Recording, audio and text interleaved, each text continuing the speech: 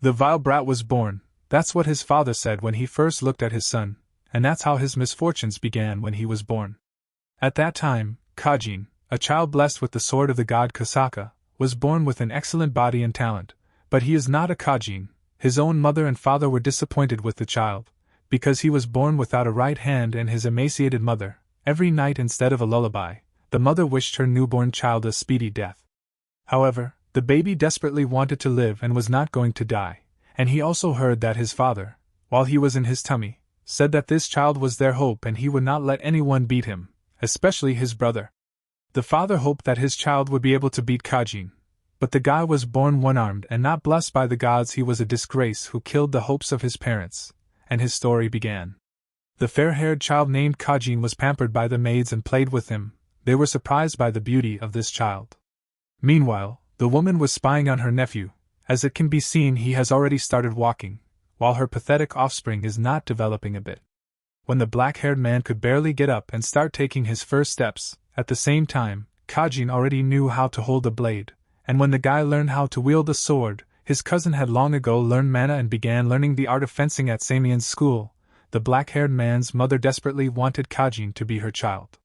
At a certain point, Kajin became an object of admiration and envy for the black-haired man. When One-Armed was 7, he was assigned to Kajin as a servant. He was sent outwardly for friendly help, but the truth was that his own father sold him for 300,000 ladens. The guy had a lot of scars and he was bleeding, and our hero's name is Daven. He was tied to a tree, while his cousin stood over him and gloatingly laughed at such a damn loser, after which he continued to whip his toy. Kajin did not like him from the very beginning, and he was one of those on whom he could calmly vent his anger. But Daven did not give up. He had to restrain his tears. It was hard to tolerate the fact that many adults who betrayed him did not pay attention to what had happened. His uncle was known as an incredible man. He left the family many years ago and never came back, and because there was no one there who could control Kajin, he grew up a sadist. And despite the fact that he easily won any sparring, his excellent talent and the blessing of the sword god became like poison for him, and even after his opponent admitted defeat, the bloodthirsty boy did not stop there. Soon it was Daven's turn. He is fiercely jealous of his brother's strength and talent, and wants to be the same. But no matter how hard he tries with the help of envy alone, he cannot overcome the talent he has eaten. He was thrown into a stone column and the tile was filled with blood, but Kajin didn't care. On the contrary, he was angry at how this handless loser dared to stare at him, after which the talented nobleman began to trample on the poor man. The blonde-haired man laughed at the fact that the youngster really hoped to overcome him thanks only to hard work on himself. But even his whole life would not be enough for this, and despite his miserable situation, the red-eyed kid still wants to win. Although his dreams were unattainable just by hard work, unlike his brother, he is not going to become lazy like Kajin.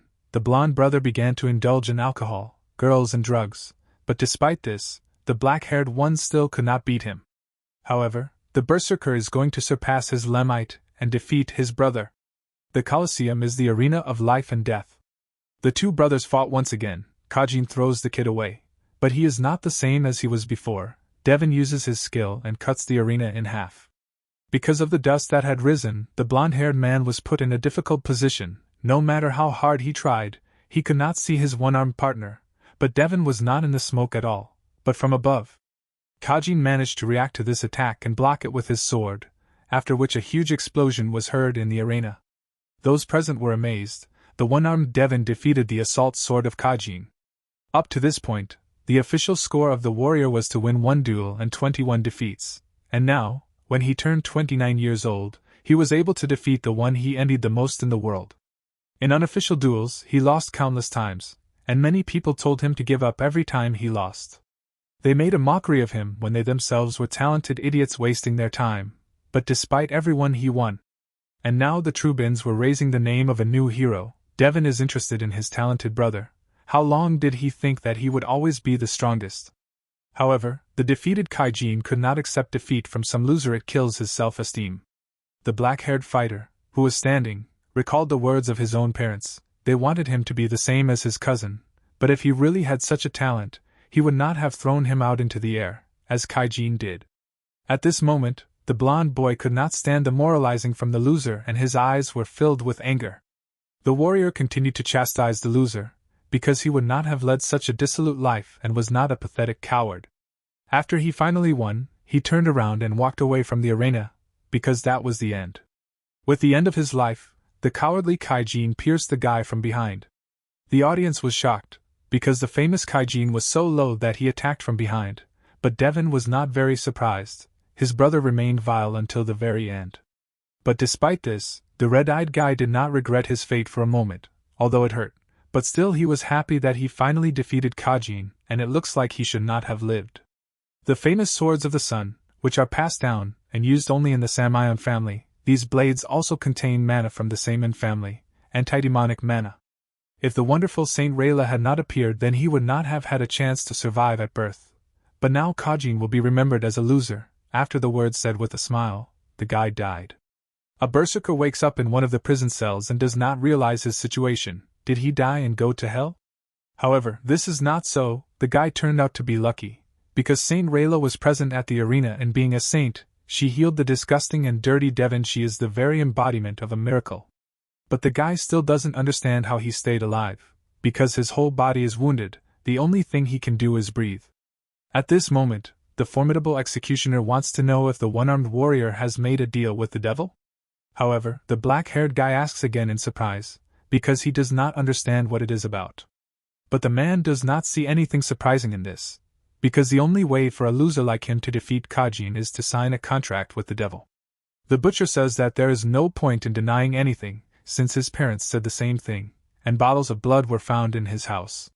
And it became clear to everyone that he was a demon who sacrificed 300 innocent children in order to become stronger.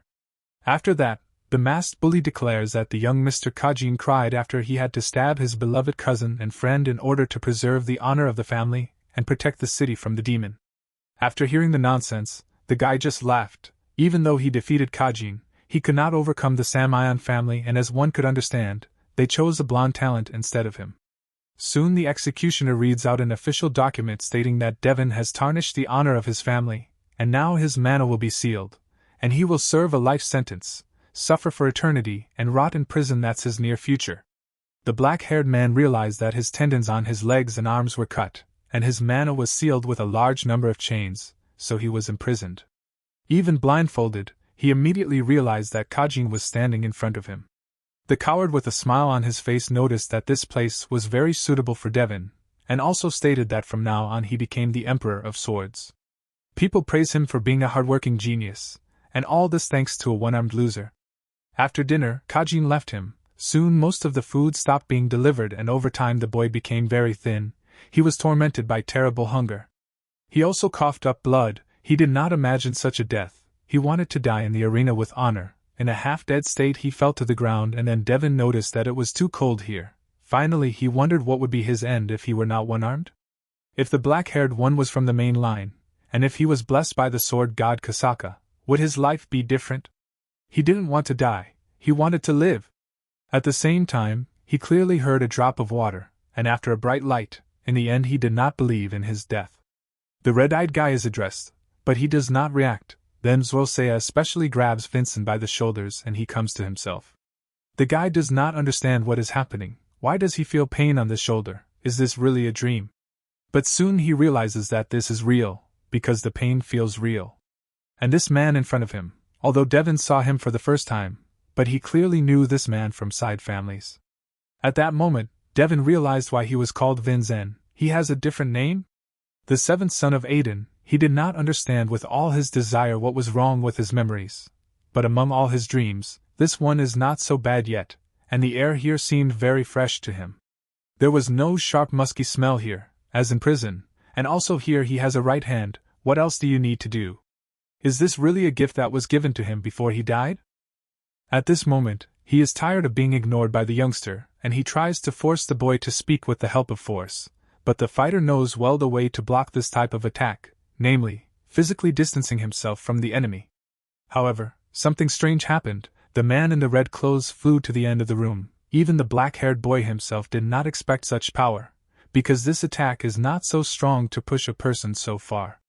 The guy apologizes and says that his hand slipped, after which he tries to help the victim get up, but the man beats off his hand and rises up and declares that only because the black-haired guy from the main family, his son will definitely crush Vincent, and this will be the first time when the side family will crush the main one. After hearing these words, Daven realizes that this man in front of him is the same as his father. He always wanted to defeat his older uncle, and the moment he realized that his dreams were not feasible, he began to shift his dream onto the shoulders of his child, and it bore fruit, because red-eyed became inappropriate for them a child.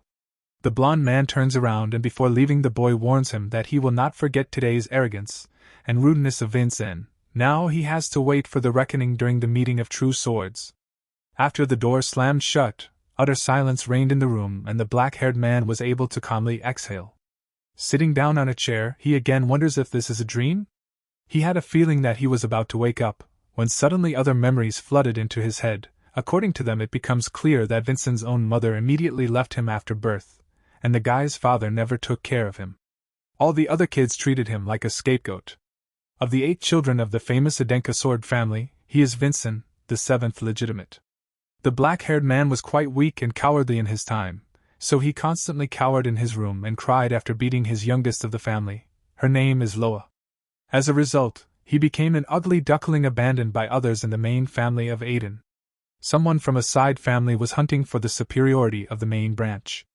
That's how the one-armed Daven from the Samion family became a useless Vincent from the Adenka family. He is fully aware of what is happening, but does not even know what this phenomenon is called. In any case, he does not understand anything about such things. At this thought, he gets up from his seat and goes and stumbles upon the diary of Vincent's past. In it, he deeply regretted that he could not do what his older sister and brothers did. All his relatives from a side family are looking for any opportunity to crush everything around him. Even the servants completely ignore him. On this he regrets that he is defective, and wishes for his death. After reading enough, the black-haired man closes the manuscript. This diary is full of self-destruction. It looks like his predecessor's score has fallen as low as possible. Apparently God has heard his prayers. At a time when Daven wanted to live, even in the worst situation, Vincent constantly gave up and always wanted to die. He hoped that everything had happened exactly as he realized. But an unknown voice called out to him and said that no one would believe in this kind of explanation. The guy turned around abruptly, but found no one near him, and the voice in his head did not subside. At the same time, Daven decides that a demon is trying to deceive him, because his reincarnation should not have happened. But this is far from the case, and the voice inside him belonged to the original owner of this body, namely Vincent. But after he gave his body to the Berserker, he no longer has a name and asks to be called Yulion. The ghost appears before the black-haired man and he does not realize how what is happening is possible, but the answer is simple: it is a blessing. At the same time, Daven recalls a similar thing he had heard before, something about this thing that God gives and people blessed from birth can hear his revelation. At the same time, it comes to the red-haired one, is God in the flesh before him? And yes, that's the way it is, the blonde figure in the eyes can be called a younger god. Initially, he intended to summon the Boha spirit, but for some reason, Daven got into the body instead. In order for Yulion to become a real god, he must fulfill the necessary number of achievements. The gods call it destinies. And as soon as he fulfills all his purposes, he will be able to become a real god. Daven listened attentively to the spirit. He realized the circumstances of the newcomer, but the black-haired one himself is not a bit interested in these events, and if God has finished his speech, the red-eyed one will gladly bow out and start his new life, because he does not want to waste his newfound life in order to listen to the wishes of some ghost. The bespectacled man confirms with a smile that he gave up in his past life and understands perfectly well that the one-armed man wants only one thing. However, the spiritual energy of God is incredibly weak, and if it completely disappears, then the body of the black-haired boy will die after him. But Daven is in no hurry to believe in such nonsense, because this body is incredibly healthy for death. At the same moment, Red-Eyed feels incredibly weak and loses consciousness, so Yulion let him know how naive he was. But in the future they will have to work together, and the ghost is going to show him his real memories. At the same moment, the events of the past years were thrown into the lying body of the boy. They were scorching and sharp like real lightning. Various name-calling only rained down on the guy. He was trampled all his childhood, but even in spite of this, he did not despair no matter what. Vincent was working on planning his revenge while playing the coward. Soon Daven came to himself. He was shocked with the thoughts of a 30-year-old. The guy was horrified with what kind of world he had reincarnated into. However, Yulion was pleased with his past, because his game at one time was excellent. he had to avoid family supervision, and the subjects he wanted to study were considered by the apostle level. After the boy has listened to Yulion, he clarifies whether the black-haired one knows about the archdemon Daven and the hero King Kajin.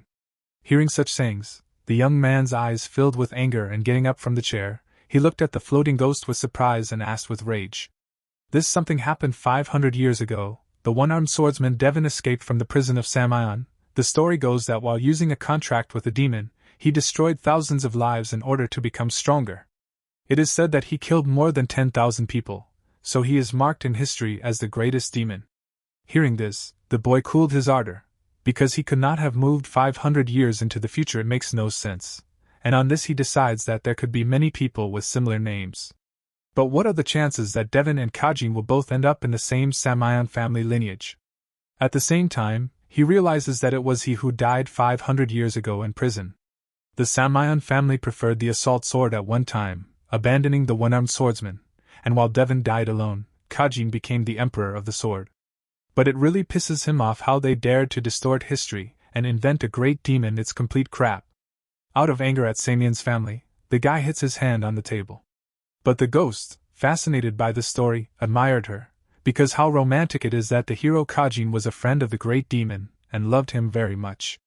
But an angry Daven knocked over a stack of books and politely asked to carry this nonsense. However, Yulion did not understand why the youngster was angry, and the black-haired man in a fit of feeling announced that the whole story was a lie. The blond man was genuinely surprised. He did not know that the guy came from those times. At the same time, the spirit realizes that an old man is standing in front of him, and he hurries to calm Daven, because in any case, history is just a collection of stories written by the winners of history. At the same time, the black-haired man wondered since when 13-year-olds began to speak so competently in this world, but the answer was simple. Children will grow up very quickly at this time, and the present is very different from the long-forgotten past. But Daven is tired of these empty conversations and exhaling. He asks his interlocutor to be silent. However, Yulion continued the story and told that the hero king swallowed his tears and worked with the greatest hero of that time, his best friend, the Emperor of the Sun Sword, to defeat the great demon Daven. But something red-eyed does not recall any Emperor of the Sun Sword. And the ghost, surprised that the youngster does not know about him, tells that the hero's name is Arslan, and he is also the ancestor of the Adenka family. At the same time, the black-haired man finds a smile on his face. He knew this boy and was pleasantly surprised that he became the first head of the Adenka family. At one time, Arslan was a fan of the one-armed Berserker. The blue-eyed boy admired the fighter and dreamed of growing up as strong as Daven. Despite the fact that Arslan was a child, he was his friend, as well as a student. Arslan visited him several times while he was in prison. The guy refused to believe that his teacher could commit crimes, and he was going to ensure that the truth defeated evil in order to restore the honor of the great warrior, and he didn't care how long it would take for this good deed. After that day, Daven did not see Arslan anymore. At this moment Yulion interrupts the thoughts of the black-haired man. The fact is that just the same the first head of the Adenka family, Arslan, left them a life mission, and this concerns the achievements of the ghost. The two of them will have to surpass the Samion family and face the truth. Arslan Fokker renounced his family and created the Adenka family. It was for the sake of revealing the shocking truth. Adenka is a new family that was created to restore his honor. It is clearly fate that he was reborn here. It turns out Daven was called here to fulfill the mission that was given to the Adenka family, and if he fulfills it, then Yulion will become a god.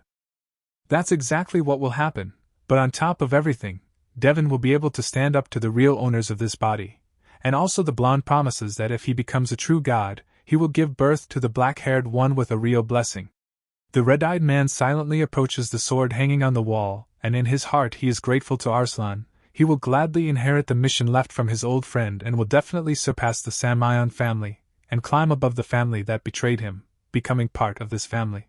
Soon he goes outside with the annoying ghost, and Yulion wants to know where the old man went. But Daven is angry at such a nickname, and he asks not to call him that. But the blonde can't do anything, because if the red-eyed man lived 500 years ago, then he's definitely an old man. Hearing this, he simulates another call to another world. At the same time the ghost flies up and grabs the guy by the hand so that he stays and calls him Vinzen. Such an appeal to him suits him. At this moment, the guys hear the sound of sparring, and turning to the left, they saw an armed battle. Daven wondered what kind of martial arts people were doing at this time. or how the techniques he knew had improved during this time. This promises to be interesting, because the one-armed berserker will face the descendants of the Kajin in the future. However, at this moment the guy becomes restless. Suddenly his body became heavy and he lost consciousness. This child's body disappointed him, because it gets tired too quickly, and he also notices that it is in a disgusting state, because if Red-Eye does not control mana, he will not be able to live a normal life. Suddenly, the black-haired guy feels a strange flow of mana and begins to call Yulion with all his might. He flies up to the elder in a half-asleep state, and wonders why he called him at such an hour? But Daven is shocked, and wants to know why Yulion didn't study fencing earlier. However, he explains this by the fact that he has a disability that does not allow him to learn this art. But Red-Eye is not satisfied with this answer, and he asks again why. But the blonde-haired man can't give a whimsical answer, he was just born that way. But an angry Daven says that the guy had a sacrum, why didn't he study fencing then? Yulion flies away from the man and does not understand what else is such a sacrum, and why is he making such a scandal because of it. At the same time, Daven explains that if there is a sacrum, mana can be stored in any part of his body, and to be more precise, he could store it in bones. But the ghost in pajamas hears about this for the first time. Scratching the back of his head, the black-haired man tries to explain more clearly and says that a martial artist badly needs to use mana in order to have strength superior to that of an ordinary person. And the mana that works miracles is usually stored in the human heart. But if you have a sacrum, then things take a different turn, and in addition to your heart, the owner of the sacrum can store mana in his bones, which also means that he can use mana indefinitely. Yulion had no idea he possessed something like this. But Daven is afraid that his ghostly friend did not understand the importance of the sacrum, because the well-known bastard Kajin, whom everyone calls the Hero King, also had a sacrum. What an irony! Daven, who was reborn with a sacrum like Kajin's, was jealous of this all his past life. But the world after 500 years is much stranger than he expected. The ghost told the boy that he could not convey the image of the heart to him, but this news did not even upset the black-haired one, because this is the first time he hears about such a thing. Yulion was shocked that Grandpa doesn't know about this and decides to try to explain. The image is an imaginary storage for mana. But after hearing this, Daven was already shocked. Do people not keep their mana in their hearts at this time? And then what happened to meditation? But the blonde man didn't even know what it was. But the black-haired man did not understand how important it was, because Arslan had an excellent method of meditation for storing mana in his heart. But in the present time, they have long refused to store mana in the physical body, and also at the same time declares that there are even records of such an ancient method in the past. Now everyone stores mana in an image that they call a star, and the number of stars used denotes the strength of a martial artist. This means that an adult in this family creates at least one image. The requirements for people with one star are the first connection with the image and the feeling of mana, which means that the image was created to avoid the risks that can occur when storing mana in the surd. In the well-known past, more than half of the martial artists died from storing mana in their hearts, due to the fact that it exploded. But this will not stop Daven, because to become known as a full-fledged martial artist, you need to take such big risks. However, the ghost fundamentally disagrees, and besides, he notices that Red-Eye allows mana to spread everywhere, and then mentions the cycle formula. The black-haired man turns and clarifies, is there really a formula for mana flow? And yes, it is there, so Yulion asks not to be allowed to pour out mana so thoughtlessly. The black-haired man says that in his time, the magic power of this cycle often wrapped up and exploded in about half of the practitioners, and they died. But the ghost asks to be careful from now on, because this is not his body. However, Daven is interested in why Yulion did this to a valuable body. After all, he has a wonderful sacrum, and a heart with a magic cycle is also strong. He would definitely succeed if he trained carefully. The sacrum is the structure necessary to contain mana, but consuming it and his sacrum has been severely depleted for the last 13 years, and if this continues, the body of Vincent Adank will die before reaching maturity. Night has been reigning in the courtyard of a huge castle for a long time, but this does not prevent Daven from self-development. Meditation will delay his death, but there is also a limit to this. He has about 10 years left. However, this is quite a lot, because Kajin has become the emperor of the sword in such a time, and the one-armed swordsman has long been forgotten by the world. The same amount of time Daven was locked up in an underground prison, slowly dying of hunger, striving for life. Those events were incredibly scary for him and lasted for an eternity. At that moment, there was a lot of knocking on Vincent's room and asking him to open the door. But Daven didn't even have time to get up as a man appeared on the threshold. Rising up, the guy briefly looks into the memories available to him, and from them he learns that the impudent man standing in front of him is called Wilson, and he is also the one who, 3 years later, Yulion was going to cut his throat. He doesn't have any more thoughts about this guy. Daven does not hesitate to throw his clothes to the impudent servant, and orders Wilson to clean his room, as well as bring him clean clothes. Today, the smug servant was surprised. He did not recognize the weak loser with whom he was familiar earlier. Wilson is interested in what his young master was doing, since he made such a mess in the room, and suggests is it possible that the loser was conducting some kind of strange experiment, or something like that. However, the black-haired man refutes the conjectures of the servants, but Wilson cannot believe in something like this and declares that the kid has gone crazy because he was constantly ignored. The youngster must have studied dark magic or something worse, and he is going to report this to the general manager, and also the head of the family. But Daven listens to these threats only with a smile on his face, because it is rare to see a gentleman who will be so polite to such an impertinent servant. It is quite amusing for the black-haired descendant of Aiden to observe that Wilson continues to insist that his master has refuted him, and also he dares not to listen to the orders that he gave personally. Although he gave more tasks than usual, but the work of the servants is unconditionally to fulfill the requirements of his master. But after hearing this, the man refuses to do things that he does not like. Will he do such a thing? And at the same time, the seriously angry Daven says that the impudent man will do just the same. But soon Red-Eye decided to do something else. Since Wilson does not want to do his job, then the youngster will have to do everything himself. Namely, he is going to come to the chief manager, whom the servant mentioned, and ask him to bring him clean clothes, because who else would do it if Wilson does not want to work? At the same time, the guy grimaced with anger, but he had no choice but to take dirty clothes and get to work. And he also declares that he has never refused his duties, so he asks to leave everything else to him. The irony is that no matter how cowardly and sensitive Vincent is, the servant cannot behave so insolently and arrogantly with him. Most likely they deliberately behave this way next to him, and the previous owner of the body also thinks so. At the same time, the red-eyed one assumes that most likely they probably want him to solve the problem of an unruly and rude servant, and show what the seventh young master of the Adenka family should be. But the ghost is worried, because there are rumors that Wilson used to be a member of a gang and killed a large number of people. But in response to this heresy, the one-armed man only laughed, because a man who took many innocent lives has a certain energy.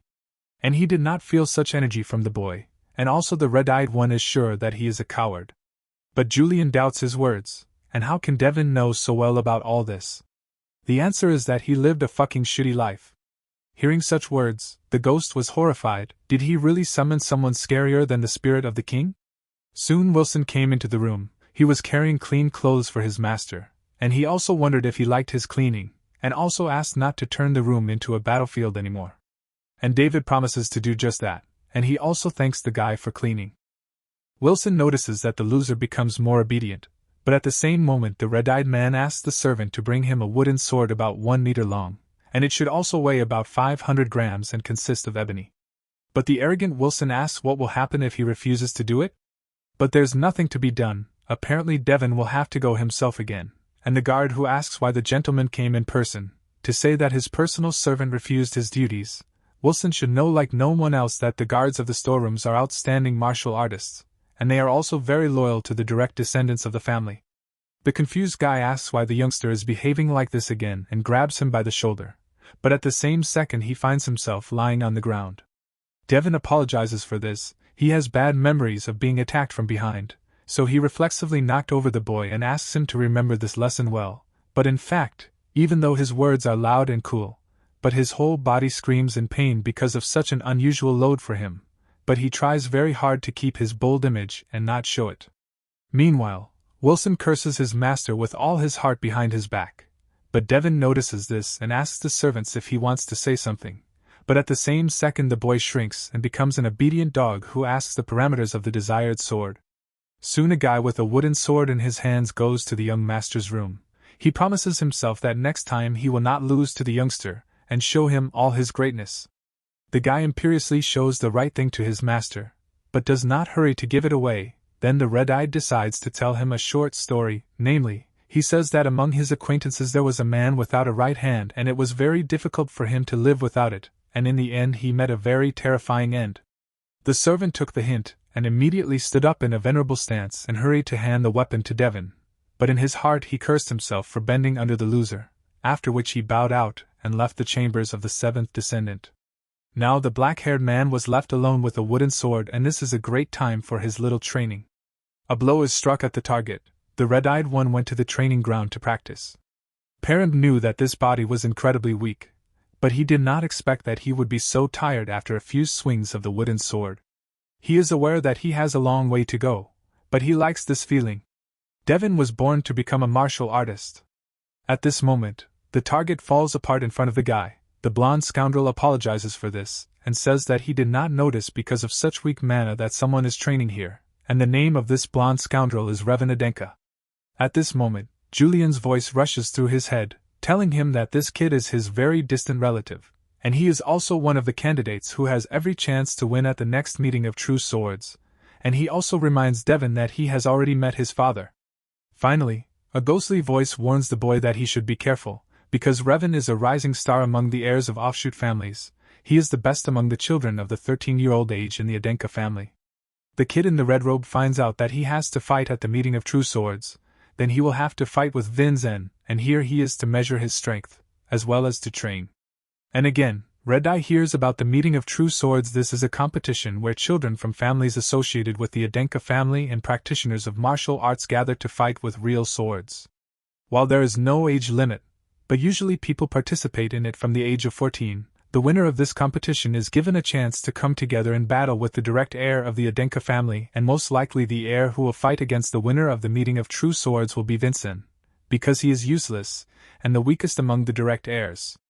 Reven hopes that the black-haired man will not be scared now from a training fight with wooden swords, because at the meeting everything will not end with ordinary sticks, but Daven, as a martial artist, declares that he is not afraid of the sword. From these words, the blonde guy laughed loudly, and also noticed that apparently since Vincent is the direct heir, then he has the appropriate bragging.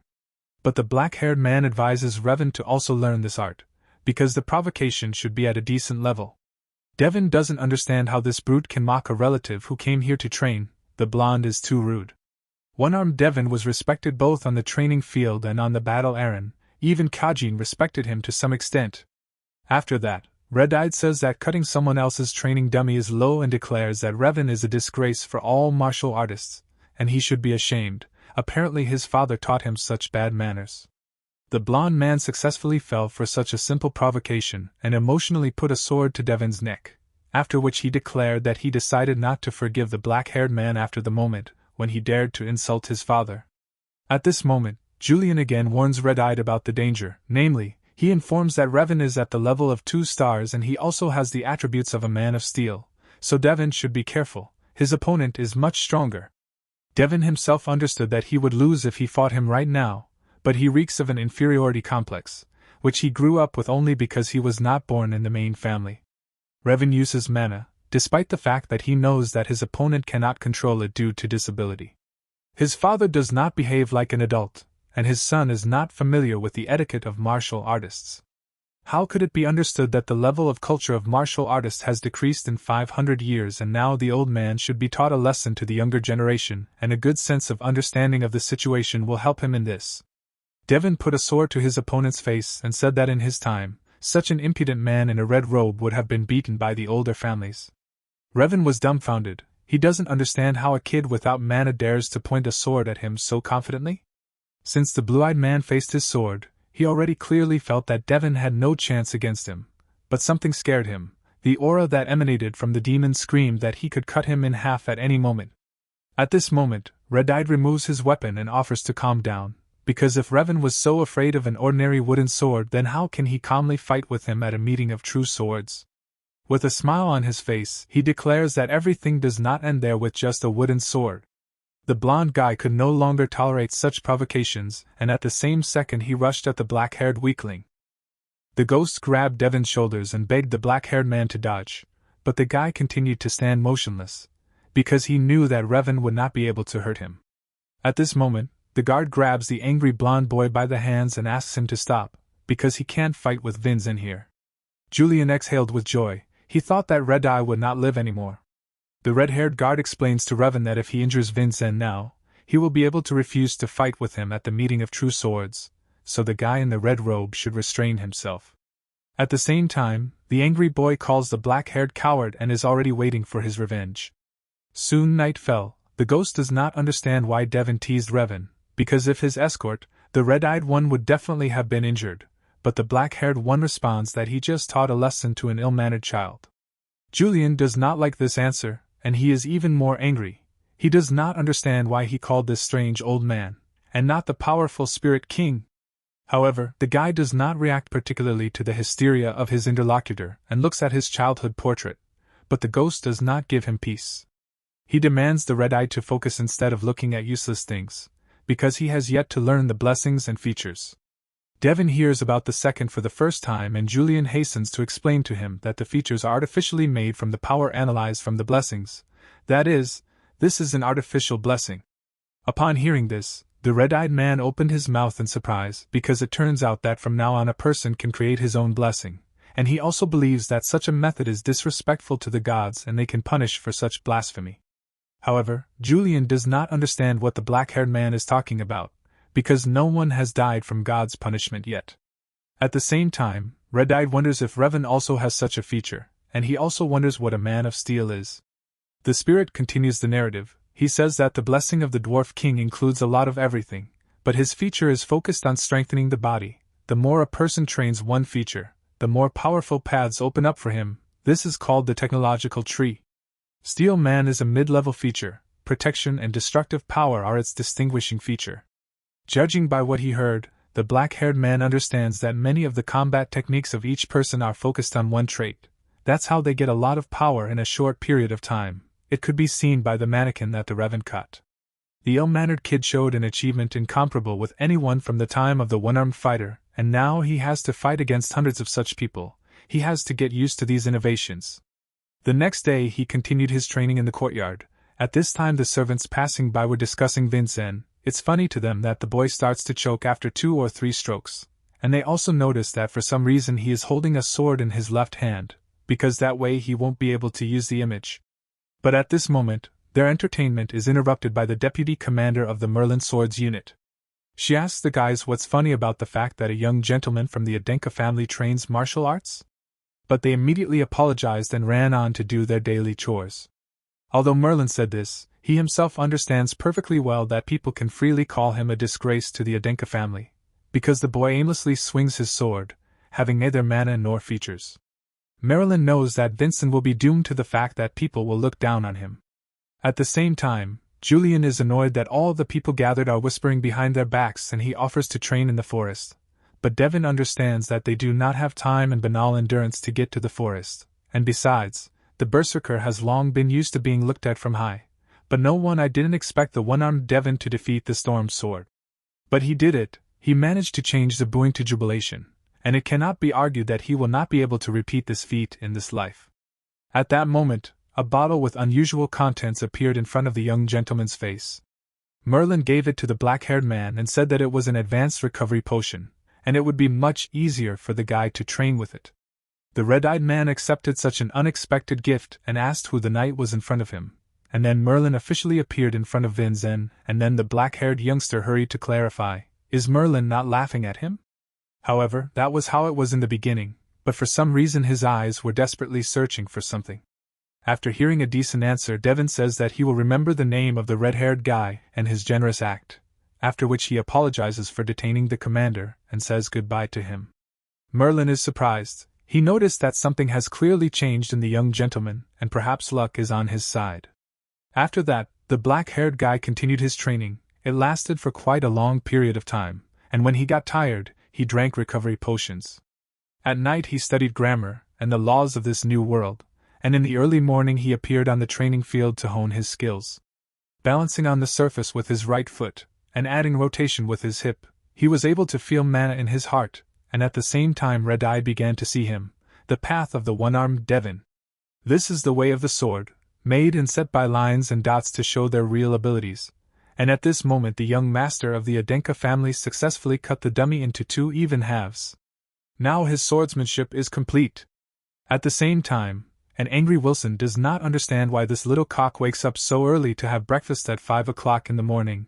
Daven's useless training only makes the servant work, and then the disgruntled kid comes up with the perfect plan with which he can humiliate the black-haired impudent. He puts a tray of food in front of the young gentleman's face and, opening it, wishes the black-haired man a pleasant appetite. But to Daven's surprise, instead of a decent breakfast, he received the remaining leftovers. At the same time, he tells the servant standing in front of him that if he wanted to steal something for himself, he shouldn't have done it so obviously, but Wilson pretends that he doesn't understand what his master is talking about. At the same time, Red-Eye notices that Wilson forgot to wipe his mouth. However, for the first time, Daven is ready to close his eyes to such impudence, but he sincerely hopes that the pathetic servant will not dare to cross this line next time. At the same time, a scared guy crunching his knuckles on his hands says that he used to be a street thug, and although he looks harmless, he actually killed a lot of people. However, Daven only laughed at that, after which he continued his breakfast, but with the help of telepathy he said that it was very simple to control through fear, but it was quite difficult to gain a person's trust in this way, which is why he did not put pressure on Wilson by force. The servant was shocked that his master could use telepathy, because everyone knows that Vin Zen has no mana. And now this changes everything, so the black-haired man asks the employee to stop showing off in front of him and informs the guy that he will soon stop being ashamed of serving Vincent Aiden himself, and when he comes back, he will have to choose whether to live under fear or show his loyalty. But before leaving the room, Wilson declares that this will not happen, after which he slams the door, but still he was scared, because his master's composure exploded. At this moment, Marlin was walking along the training field and assessing the achievements of Vin Zen. Apparently he realized that the young gentleman came here early in the morning, when suddenly he noticed something strange, namely a mannequin. It is cut. At first he thought it was done with a real sword. However, the red-haired guy did not see Vin Zen using anything other than a wooden sword. After feeling the surface of the slice, he was greatly amazed, because such progress is impossible in just a few days. Now the deputy commander-in-chief became genuinely interested in what talent his master has, and also what kind of martial arts he is studying. Soon the black-haired man puts on clean clothes while his humble servant folds the rest. Yulion is amazed that this bastard Wilson has become so polite, while Daven himself is familiar with the kind of people who know how to take initiative, but do not know how to take their words back. When suddenly the guy paid attention to his clothes and turned to Wilson, Vincent noticed that his clothes were made of levite and cotton, and he was very cheap and also did not harm the soil, so he was not good enough for an aristocrat. And he also makes a remark about the food. Its quality is quite low in comparison with his family budget. The ghost does not understand what all these remarks were about, but judging by everything that was said, it was possible to understand that someone was stealing money and appropriating it for himself. But looking at Wilson's stupid face, it was immediately clear that it wasn't him who did it, but someone who holds a higher position. At the same time, Revan continues to hone his swordsmanship without rest, but he still cannot forget the terrible fear he experienced on the training field, and because of this, the blonde-haired man only continued to get angry and lose his composure. After that, there was a knock on his room and soon his father appeared on the threshold. He notices that his son's training is going well, but still hurries to remind Revan that there is not much time left before the meeting of true swords. And if they want to avoid a life of poverty and suffering due to low status, then the blonde guy is obliged to defeat Vin Zen. Although the guy himself knew it perfectly well, but his father did not stop imposing it on him, and grabbing the boy for a guarantee, he said that his son was obliged to become a man from an offshoot family who would overthrow the shit branch. Revan notices that the closer the meeting gets, the more irritable his father becomes, and also his obsession grows every day. The guy understands perfectly well that if he can defeat this old bastard, then he and his family will be able to return to the old days. Soon Yulion brings Daven a strange book and informs him that it contains all the information about the participants of the meeting of true swords. The red-eyed man hurried to scroll through the book, and yes, he was convinced that it was not just their personal information, but also the techniques they use, as well as their habits. From such a guy went goosebumps, and he filled up the ghost with a fasting maniac, but he considered it a kind of compliment. Soon Daven clarifies about Julion's plan, namely, earlier he wanted to make a bright debut at the meeting of true swords by taking the power of the Spirit King. The ghost confirmed that everything was exactly as it should have been. Then he would have been able to get the miraculous stone, this stone, the crystallized mana bestowed on the champion. If you absorb it, then the body and mana will become stronger in an instant, which is why it is called miraculous. Judging by the passion of the story, we can say that the ghost desperately wants to win, but Daven cannot afford to lose, because then he will be disgraced as a martial artist if he loses with all the advantages that he has in this life.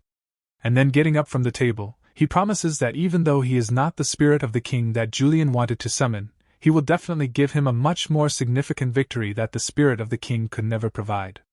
After that, the young gentleman rings the silver bell and immediately a breathless Wilson runs to him and asks what his master wants. At the same time, the black-haired man announces that he wants the guy to do something for him. Soon Wilson opens the door and asks permission to come in. The head chamberlain of Rails was sitting in the office. Looking at the careless servant, she asked what business he came to her. But Wilson could not utter a word. He was pierced with fear from head to toe, which was expected from a 7-star martial arts master. She is frightening. Soon he came to his senses and conveyed the words of his master, namely, his young master Vincent asked the head of the family to attend the meeting of True Swords in person and said that he was going to prove his worth as a member of the main 7 of Aiden. But the girl did not tolerate such insolence, and said that the head of the family had never attended the meeting of the True Swords, because he had neither the time nor the reason for this. At the same time, Wilson, as his owner said, replied that for this service, embezzlement of funds from the family budget would be forgiven. And the servant asked to make possible what is impossible. The girl asks again what the guy in front of her said, but Wilson was confused and quickly justified himself, because these are the words that the young gentleman asked to convey. After listening to all this, the woman said that was enough and asked the man to leave, after which she thought, because the guy could have come himself. But no, it would be even more effective if he personally started threatening her. Apparently he deliberately sent Wilson to show his authority. And apparently he fully realized her intentions. A gray-haired man was sitting in one of the rooms. Great strength was flowing out of him, when suddenly he stopped his training and turned to the woman behind him. Railsa arrived at Vincent's father, and announced to him that the young master had invited his father to a meeting of True Swords. But the old man does not understand why Railsa acts so stupidly and assumes that age affects her, after which she asks to stop such senseless behavior. However, the woman does not give in and says that Vincent promised to prove his worth as a member of the main family of Aiden. But these words confuse the man, and he asks Railsa herself if she thinks that the youngster is experienced enough to talk about the value of his pedigree. At the same time, the girl bows humbly and says that she does not think so, but that is why the young gentleman promised to show his value. After that, she continues to ask her master to come to this event and promises to be his notary. And she also understands the price of her actions, and if the young master cannot prove himself, then she will gladly give her head to be cut off. But the man sincerely does not understand why she does this. At the same time, Railsa announces that young Mr. Vincent took advantage of her weakness. The father wonders if he really took advantage of the fact that the girl was stealing money from the budget. These words shocked her, because since when did her master know about this? At the same time, the man said that he knew about it. She had been doing this for a long time for the benefit of Vincent, because she intended to use this money for his future. She apologizes for this brazen act, but the man says that he has no reason to interfere, because to tell the truth, she is not his servant, but that woman. Nevertheless, such a method is really in her style, expressing her intentions to her father without losing part of his dignity. It can be seen that he really is Sarvana's son. After much thought, the white-haired man rises and announces that he will attend the meeting of True Swords. The day of the meeting of the True Swords, all the participants enter the arena, and the blonde-haired Revan is angry with them. He is looking forward to getting the better of Vin Zen. Raising his head up, he notices a strange man sitting on the throne and soon recognizes the head of the family himself in the dark figure. A smile appeared on the boy's face, because he is sure that the man came just to look at him, a rising star among the heirs of offshoot families. This is his ideal chance to break the loser Vin Zen on Gallus at the head. Now the gathering of True Swords begins. Inspired, Revan tries to crush his opponent, but he blocks the attack with a shield and then swings in order to strike back, but hitting the blonde boy, his sword splits to smithereens. After that, Revan strikes and smashes the shield, as well as the opponent himself to smithereens. Seeing what was happening, the father of the blonde-haired boy jumped up from his seat and began to praise his son. Incredible things were happening in the stands. Everyone was amazed. No wonder the youngster was called a rising star. He is so young but has already received 2 stars. And also its feature of protection did not go unnoticed. Daven is standing on the sidelines and he understands this perfectly well, because by the standards of 500 years ago, all these children are geniuses, brilliant geniuses. But there is a hole in their martial arts, they get their strength mainly from their own peculiarities and no more. Looking at their wooden movements, it becomes clear that they have no experience in battles. It feels like they are controlled dolls, and only thanks to their special protection, Revan was able to attack so recklessly. After bowing to the assembled audience, the blonde-haired man mentally pays tribute to Vin Zen for not running away. But the red-fingered himself is looking forward to their fight, so he wants to win the blonde-haired impudent as soon as possible. But the head of the family himself sat silently on the throne, not giving any emotions. Soon the last opponent flew away from the arena, and at the same time Revan won this competition, and at the same time he raised his head and declared that as the winner of this competition according to the rules established by all the elders, he wants to fight with his close friend Vin Zen in the last battle of the Assembly of True Swords. And he gladly accepts his audacious challenge. 2 opponents stood on the field. Zarin is the name of the judge who stood next to them. He is a judge from the White Sword Division and requires the 2 sides to prepare. But then the black-haired man intervenes, and before they start, he has a condition. He calls his word to Wilson, and he gives him a training wooden sword. Taking it, Daven declares that he will use this blade in this match, and will also fight with his left hand against his distant relative, and also allows Revan to strike 3 blows first. A confusion of doubts arose in the stands. Does Revan's father himself not understand what this man is carrying? But the black-haired man continues. He declares that until the first 3 blows are made, he will stand still and will not take a step back. But Revan goes into a rage. He does not understand. Is Vincent laughing at him in this way? The audience was also outraged by such an absurdity from a young gentleman who does not know any martial arts. At the same time, the blond man jumps up from his seat and declares that the boy does it intentionally in order to justify his loss later. But the head, after assessing the situation, agrees to such a thing, after which he declares that it is better for Vin Zen to prove his words with actions, but he was going to do so. At the same time, the judge raised a red flag and announced the start of the long-awaited match. And he asks the 2 sides to prepare, but the young guys have long been ready to rush into battle, and at the same moment the judge announces the beginning of sparring.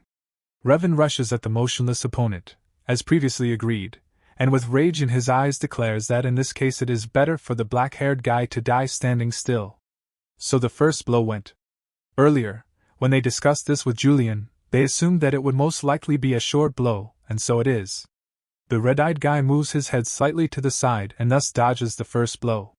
But Revan anticipated such an outcome. Because this is an ordinary feint, his real blow will be the second. He makes a U-turn and now he is confident of his victory. But this duel seems very boring to Daven, because even without Julion's information, he sees such obvious movements. The blonde guy uses his special protection, completely forgetting about all the basics. At the same time, the red-eyed guy makes a small movement with his hand and says that the great swords are not primarily intended for piercing. With these words he pushed Revan's sword away. The blonde-haired boy could not believe his galluses, because Vincent reflected his sword with his bare hand, and to see the direction of his sword you need to be several levels stronger than him. Now the black-haired man recalls that 2 attacks were committed, only the 3rd remained. And the guy in armor, having lost his composure, thoughtlessly strikes the next blow, but Daven grabs the ill-mannered youngster by the hand and makes a small cut, after which he knocks over the insolent man. This was the 3rd blow of Revan. Now Daven is going to keep his promise to Yulion, as well as the promise he made to his father. Now it's his turn to attack. All those present were shocked by the sight they saw. The black-haired gentleman pointed the sword at the exhausted youth and demanded that he get up from his knees. At this moment, the blond guy from the stands was shouted by his own father. He did not understand why his son could not cope with a guy who had no mana. But Revan himself did not know what was the matter. He could not move. Yulion was also shocked. He could not clearly see what had happened. But in fact, this is an ordinary basic martial art. A martial artist should not stand like a pillar when he does not have a sword in his hand. There are many ways to defeat the enemy without using weapons. But now the blonde-haired impudent man says that he understood what was going on, namely, he thinks that Vincent could get such a feature in such a short time, only thanks to a small god, whom he is ashamed to name out loud. Yulion took these insults badly, but Daven remained calm, because if Revan is so calmer from this thought, then let him think so. but the angry blonde boy continues his attack and announces that Daven's tricks will end at this very moment. Yulion warns the guy that this attack is dangerous, but Red Eye knows it himself. The guy calmly jumps back and swings for the upcoming attack. The blonde realizes that he has opened himself for a blow, but alas, he does not have time to do anything and gets hit in the face. However, he realizes that it does not hurt him at all. The screaming father reminds him that a sword for ordinary practice will never be able to break the protection of a man of steel. There is some truth in this. A rotting sacrum, an untrained body, a berserker can't use much power, but he can use the force of his opponent's punch. At this moment, Daven hits his swinging opponent in the stomach and he flies away a few meters, after which the red-eyed guy turns to Judge Jaren and asks him to try his best to prevent a possible tragedy. The man standing in the ring did not understand the meaning of the words spoken, but immediately after Daven made this speech, he rushed to attack. He understands that if he uses this skill at least once, his body will collapse, but still, he is going to finish the fight while his opponent is in the air. Revan, who has recovered, raises his huge sword and is about to strike back, but the berserker sees it. The point that Revan and he created, the path of the sword connecting the two of them. He asks Yulion to look more carefully, because this is a technique that he has mastered. The dots connected and soon there was an explosion of terrifying force in the arena. After the guy finished his attack, Revan's sword arm separated from his body. The two fathers were shocked by what was happening. To cut the space, twist the flow of mana and use it to break everything, including the enemy's abilities. This is fencing. The blonde boy was writhing in pain, because his hand. The judge stood at a distance, and could not believe his eyes, but soon Daven turned to the man and asked what he was doing, because the black-haired man could continue to cut off parts of the blonde's body until the judge declared victory. At the same time, Jaren came to his senses and declared Vincent the winner of this event. Soon the healers arrived at the arena. They tried to stop the blood with potions, but everything was useless. Then they decided to call a priest. While the loser was being given all possible help, the red-eyed kid was scolding the judge, because Daven asked to prevent this tragedy, and Jaren failed in his duties. At the same time, Yulion flies up to the guy and he wonders why Daven is so calm, because his body is on the limit, and he urgently needs to go to rest. But the black-haired guy knows this himself, but he will not die because of this. After he turns to his father, and says that he kept his promise. The man looked intently at his child. As the guy said, he confirmed his value to the Adenka family. After that the head stood up and announced that the winner of the meeting of true swords was Vincent Adenka, after which he invited everyone to go inside to the awards ceremony. The present nobility gathered at a huge table. Soon the head opened a snow-white box and there was a miraculous stone in it. It illuminated the guests with its beautiful light. After that the man made a loud speech and took the stone out of the box in order to reward the champion of the competition. However, at this moment, a blond man bursts into the hall and announces that all this does not make sense and accuses Vincent of lying. Namely, the victim's father declares that the impudent child has taken the power of the apostle. Soon the priest joins the conversation and informs that there is a small problem, namely, the hand of young Mr. Revan cannot be attached back. The man can't believe his ears. Will his son remain one-armed forever? But the priest can only apologize. But this answer does not suit the father. He does not understand why the priest cannot attach his son's hand. Priests are facing this for the first time and it looks like she was cut off by something that their divine powers are not able to cope with, and if they do not hurry, then even the highest priest will not be able to do anything about it. At the same time, the confused man declares to the head that the forces of the devil are definitely involved here, because even a third-level priest cannot heal such damage. At the same time, rumors about this began to appear behind their backs and some began to believe it a little, because there are no other explanations. At the same time, the black-haired man asks permission from his father to intervene in this conflict, and he gives him his permission. First of all, Vincent declares that this meeting of true swords was held in the presence of the head of the ADK family, so all proceedings had to be conducted with the permission of the head, and the head, in turn, announced him as the winner of this competition. Thus the uncle's words directly denied the authority of the head, and in a public place. The red-eyed one asks Charles Adenka if he really understands the situation better than the head and that is why he doubts the decision of the head of the family. After that, Daven demands that Jaren immediately arrest this man, but he is in no hurry to do so and specifies who exactly he should arrest, and then the black-haired man unshakably says that the man was not mistaken. His friend's father, Charles Adenka, needs arrest. But when Charles heard such nonsense, he was outraged, because even if the boy is the direct heir, but how dare he do that? The red-eyed man gave a firm answer, namely, "Is it not enough that the blond man doubted the authority of the head? Is it not enough?" After that, Jaren agrees to carry out his order and immediately binds the criminal. But the man fundamentally disagrees with what is happening. Then the head himself addresses him. The gray-haired man asks that Charles really does not realize he is in great debt to Vinzen, because in the family of Adenka to punish a person twice for one crime, and if the black-haired man would not have tied up the man, then he would have to face the punishment of the family, and it is much more serious. Therefore, the head of how the father recommends Charles not to open his mouth anymore, and he humbly accepts this parting word. After that, the father praises Vinzen for a wise act. Yulion was pleasantly surprised, because the head very rarely praises someone. At this time, the blonde-haired boy continued to suffer from unbearable pain. The priest tried to do everything possible, but it was not enough, and says that at this rate the Revan will remain a cripple forever. At this moment, a ghost flies up to Vinzen and offers him something. After listening to his idea, he asks again, but Yulion is sure that this act will definitely turn in their favor, so Daven agrees to do as his flying friend advised him. The guy turns to the priest and asks if he can return the boy's hand if he uses a miraculous stone? But the man didn't even know what to answer, because this is a precious treasure that was a reward for the competition, and now the kid asks to use it? Judging by the reaction of the priest, the red-eyed one guesses that it is possible to return the hand with the help of this object. Turning to the head, the black-haired man announces that it was he who cut off the boy's hand, so he should put an end to this situation.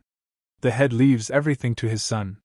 But before helping, the guy approaches Charles and explains the situation, namely, tells the man that Revan Adenka mocked him and made fun of him on the training field. After hearing this, the man does not hesitate to apologize for his son's behavior, and blames himself for everything that happened, because it was he who taught his son badly. But Daven is not satisfied with this state of affairs, because all words must be proved by actions. He takes the sword from the scabbard of the guard present, and immediately frees the man. The guy demands that Charles show remorse worthy of a martial artist. At the same time he gave the miraculous stone for the treatment of Revan. But the man does not understand what exactly the boy wants, and then the red-eyed demon declares that an eye for an eye, a tooth for a tooth, and for the sake of the right hand, he also needs someone's right hand.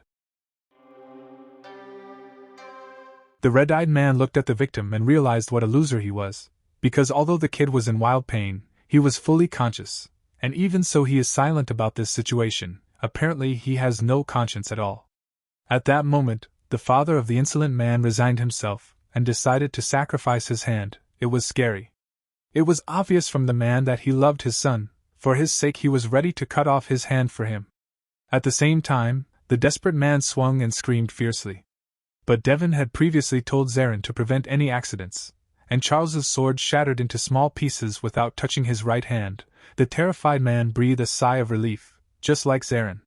Daven himself asked Charles to use his courage for the best case next time, after which the red-eyed man sits down on one knee in front of his father and reports that the problem has been resolved. At the same time, the gray-haired head praised his son again, and soon the black-haired one handed the miraculous stone to the priest, and also asked him to hurry, because every second counted.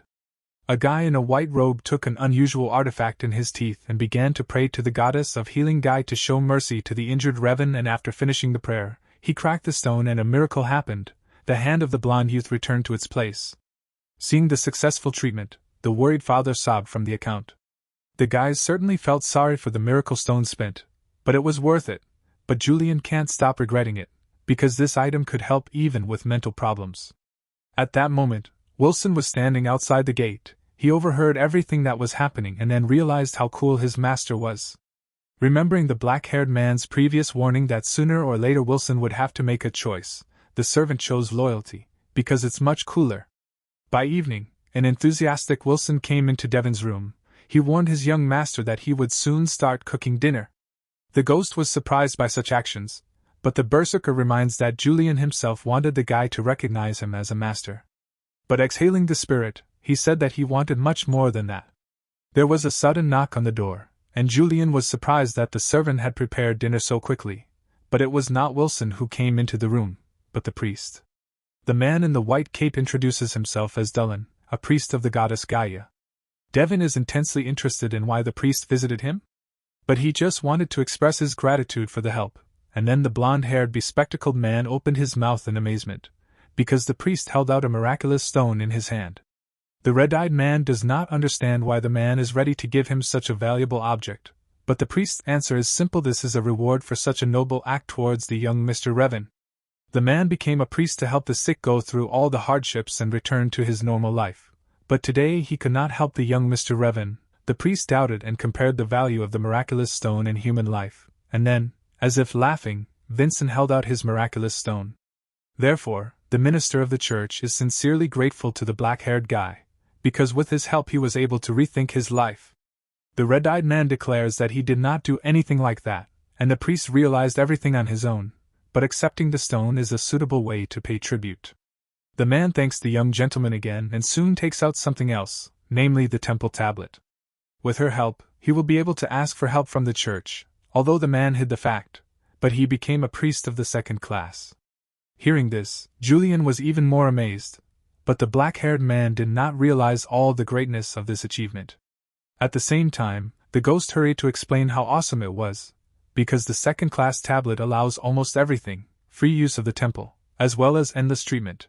Soon the man in the white robe bowed and thanked the guy again, because he had learned a lot thanks to him, after which Daven said goodbye to the minister of the church. Now the ghost boasts that everything was not in vain, and a much more amazing acquaintance appeared than Wilson. Daven praised his invisible friend that he was already embarrassed. And remembering about the praise, he wants to tell Daven something, namely, the head of the family often eats alone, but there was a single case when he invited one of the family members to dinner with him after the meeting of True Swords. And this was the second child of Daenon. She won an incredible victory at the meeting of True Swords. And then the guys realized the possibility that this case could happen again, and even though Daven's body hurts terribly, but he decides to prepare for such an event earlier. At this moment, a breathless Wilson burst into the room of the red-eyed man. He could not utter a word, but tirelessly repeated the head of the family. At the same time, Vincent finished the sentence for his servant. He already guessed that the head of the family invited him to dinner, and asked the guy to bring him to him as soon as possible. Wilson is again amazed by the genius of his master, because Vincent was able to predict even this. The guy walks down the corridor and meets a woman with a flower in her hair. Since Vincent's mother died immediately as soon as she gave birth to him, the woman opposite him was his stepmother, but despite this, he still called her mom. The girl was surprised that the guy showed incredible achievements at the meeting of True Swords, and she sincerely congratulates him on this.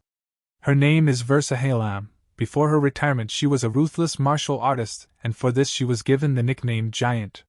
At the moment, she is responsible for everything that concerns the House of Aiden. Soon she led the black-haired man to the head and he did not greet the guy, but immediately released his aura in order to check the air. Daven found it hard to breathe. The pressure coming from his father was reflected in his lungs, but he had not felt such power before. It turns out the head hid it earlier, and now shows his real form. The guy starts a conversation and he doubts that there is a need to deliberately put pressure on his son in a private meeting. Then the head asks why the red-eyed man thinks so. But the answer was simple. His mother publicly called him father. Looking at his subordinate, the man praised his son and removed the barrier. In fact, the gray-haired guy called the guy here for two reasons. The first is to congratulate him on his victory, and the second is to check Charles Aiden's fears. After all, if you remember, the madman reproached the young man for using demonic powers or attracting an apostle. At the same moment, Daven felt a terrifying look. It felt as if he was being seen on Skaz. After that, the head asks Vera if there is a possibility that the boy is an apostle, but the woman denies this fact, and also notices that the black-haired man has some kind of assistant in the bathroom. Winzen himself still could not understand what kind of terrible feeling he had just felt. Yulion assumes that this was a feature of Mom. She has eyes that can see the truth. Despite the fact that the boy is not an apostle, he was still interested in what kind of martial art his son used, because Winzen, who could not connect the image with his heart, miraculously cut off the hand of a martial arts master with 2 stars. At the same time, a woman with a flower in her hair says that this art is similar to the fencing of the hero king. At one time they said that he swung his sword in a strange way. That's how he managed to prevent any incredible ability of the enemy. It was also said that his sword was able to subdue the furious archdemon Daven. A piece of this false story confused the red-eyed kid. At this moment, The mother takes her son by the shoulders and orders him to talk about how he was able to learn such swordsmanship. This question put the black-haired boy in a stupor. He thought that it was his father who called him here. But now his mother is leading the dialogue, and he is also being interrogated in order to find out the origin of martial arts. Vincent is about to utter a plausible explanation of this fact, but Yulion immediately stops him. The fact is that the woman opposite him is able to distinguish truth from lies with the help of her eyes, and if the Berserker tries to come up with some excuses, then, despite the lack of knowledge about that era, she will still expose him. At the same time, the guy got upset, because he is standing next to the one from which it is impossible to escape, but he cannot tell her that he is actually a man who lived 500 years ago. At the same time, the ghost asks to buy him some time, and he will definitely come up with something. But the girl was impatiently waiting for an answer. There was not much time. At the same time, the boy, with the help of telekinesis, asked Yulion to come up with suitable words faster, but the blonde youngster was so scared of her creepy look that not a single thought entered his head. At the same time, Vincent decides to cheer up his invisible friend and declares that only one step separates him from overcoming the wall of fear, and Yulion needs to take just the first step, and the rest will come by itself. And in order to inspire a friend, he promises to take the first step for him. At the same time, he tells his mother that he has received an epiphany. However, this was not the right answer. Vera did not believe in such nonsense, because the guy could not get an insight without any blessing. And the girl also explains that people associated with the dark arts receive enlightenment mainly. Vincent didn't know this, because Yulion didn't say a word about these things. At the same time, the woman threatened the guy and announced that he was behaving suspiciously, and if he so longed, then he would need to go through the holy court. At the same time, Yulion asks the red-eyed man to repeat after him, and the black-haired guy says that if a woman considers him suspicious, then she should check him through the temple, because if Vincent were evil in any of his manifestations, then a priest who owns a miracle-working stone of the third class would not see this evil spirit in the boy. Versa recognizes this stone, because it was she who gave it to Daven, and Vincent, in turn, accepted it as a gift from this priest. Having carefully looked at the guy with her own eyes, she realized that the black-haired man was not lying, because her eyes did not react in any way.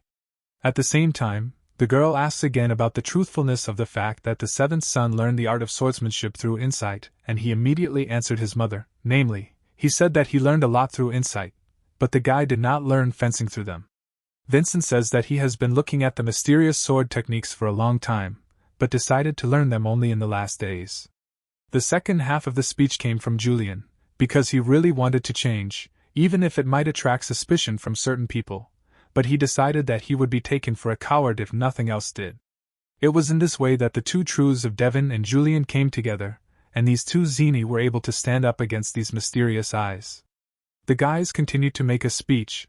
The black-haired man, according to Yulion, said that he felt that he had something to show, and only in this way he could surpass the Samion family and fulfill the mission of the Adenka family, and he also wanted to show how much stronger his relatives had become.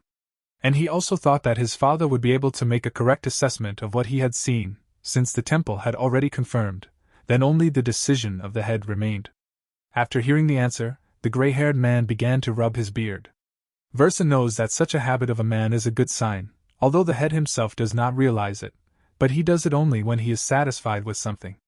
Soon the father gave his permission to study this strange martial art, but the woman asked the gray-haired man about this decision, because this sword-wielding art is similar to the art of the great sword king Daven. Vera is interested. Did the man give his permission only because this art of fencing is similar to the fencing of the demon king? Because if the guy uses the art of the possession of the sword of the hero king, then the Samion family would make a scandal and accuse the swordsman of stealing their art? But the head says that he has considered all the details and made a decision. At the same time, since the head gave his approval, then it is he who will be responsible for his son, so the black-haired one should try his best not to cause any inconvenience in the future. Vincent realized that this was not just a warning. By this she also confirmed the decision of the head, and also gives her own permission. At the same time, the father got up from the table and announced that the guy showed excellent results at the meeting of the true swords, and not only that, he also proved his value as the direct heir of the Adenka family. So in honor of the above merits, the head gives the red-eyed one wish. Without having time to think, Daven says that he wants to become stronger. The father praised the guy for a good answer, but he is sure that Vincent himself will perfectly cope with this task. after which he asks again what he can do for his son. At this moment, Yulion flies up to Krasnoglasm and advises asking for access to the library, which is exactly what the black-haired man does. He asks permission to visit the family library. At the same time, the father declares that masters can enter there, only 3-star level, and asks if the son was able to connect the image with his heart. However, with a smile on his face, Vincent says that he could not achieve this, which is why he wants to take advantage of this opportunity and be a spoiled child. At the same time, the father grinned and allowed the guy to enter the library, which only 3-star martial arts maters can visit, and after that he asks his mistress to squeeze the Crimson Lotus and says that this is a reward for keeping a promise at the tournament. The Crimson Lotus is a legendary sword used by his father when he was younger. It is the most valuable relic of their family. The guy himself notices that this is an incredible sword, because even though he is a lot of years old, but he still stands sharpest. After that Daven turns to Yulion, but he was in heaven with happiness. However, the black-haired man announces that only this success will not end. At first, the younger god was disappointed because he failed to summon the Spirit King, but now everything is different. Even the Spirit King Vidal would be able to achieve such results. After that, the guys leave the house and Wilson kindly greets them at the exit, but before Vincent leaves, she praises Red-Eyed for the work done, because she is sure that the guy has invested a lot of effort in studying techniques and training. She is very proud of him, and since he won the competition, then the guy, according to the customs, I have to go to the Crimson Fortress. The Crimson Fortress is one of the educational institutes under the ownership of the Adenka family. Only those who complete the training in the fortress will be recognized as full-fledged martial artists, and the requirements for entering such an unusual place are victory at the meeting of true swords and the subjugation of a low-ranking crimson demon. The guy doesn't even know what to say to his mother, and the ghost advises him to say so. The woman did not expect such an answer, because she thought that the red-eyed man had planned everything up to this moment. Also, Versa notices that because of that old sword movement, Vincent will surely find out the terrifying pain, and she is absolutely right. In that case, she declares that in this state, the guy will never defeat the demon in his current state. After all, a monster cannot be defeated with a single blow. Yulion is surprised and sincerely does not understand why Versa gives them such useful advice, but Vincent understands that Mother began to sympathize with them, because with the help of her eyes she could easily substitute them, but did not do so. Even if he doesn't like them, but she is clearly not hostile to them. The girl wanted to continue the narration about the abilities of the Crimson Demon, but the guy interrupted her and thanked her from the bottom of his heart for the advice, after which he promised not to let down his mother's expectations and said goodbye. The girl was surprised by this act, because she wanted to warn about the peculiarity of the monster, but he just left without asking about it. Versa saw in him an amazing martial artist without a shred of fear. Her heart trembles from the upcoming results of this talent, and she also hopes that her friend Savannah, somewhere in the sky he watches his son, because today he made a big step as a martial artist.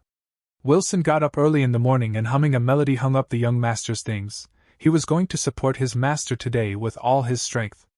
However, suddenly a powerful blow of the gods hits him on the head. The guy rubbed his head and did not understand what he did wrong this time. Sari appeared before him. She accused Wilson that he wanted to harm the young gentleman again, but the guy justifies himself, because as the girl could see, Wilson obediently performs his duties. Looking around, she really saw that the guy was working at everything. And the thing is that Wilson saw how much his young master had changed, so he, as his most loyal servant, also decided to change. But it's not that important. The maid is more interested in how is her young master? She never heard the rumors about the achievements of Red Eye. At this time, Winston and Yulion were able to get into the family library, but how many books they did not look at, they could not find a suitable one, and the black-haired man was furious because he did not find a single book with a record of the events that happened 500 years ago. And Yulion notices it too, because it is the books of this prescription that are missing from the library, and even if they found something, it would probably be only fairy tales about the Emperor of the Sword and the Great Demon. Although the ghost had predicted such an outcome, but it seems that someone deliberately erased the records of that time. After a little thought, Vincent decides to continue raising the level of his swordsmanship to defeat the Crimson Demon, and later he will be able to free his valiant name from the stigma of family shame. And since he can't achieve the image yet, then he needs a training technique. But at this time, the blonde-haired ghost was in stormy thoughts, because who is the person he called, the person who called Arslan a child, and also using the meth of the sword of the Hero King? Yulion directly asks the black-haired man who is he? The Berserker thought about it, because if he tells Yulion directly that he is a great demon from fairy tales, then obviously the blonde guy will be shocked. But after thinking a little more, Red-Eyed decides that it will be disrespectful to his friend Yulion, as well as the previous owner of the body sharing the same fate with him, and exhaling, he decides to reveal his identity. The ghost himself has already caught fire with curiosity. But as soon as the guy said that his name, at the moment of pronouncing these words, Yulion experienced severe pain and could not hear the identity, after which, covering one ear, the ghost asked to repeat again what Vincent said.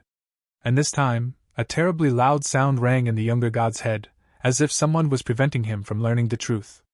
The black-haired man jumped up and knocked over a stack of lying books. He was worried about his flying friend, but he said that everything was fine and now he asks not to repeat this speech anymore.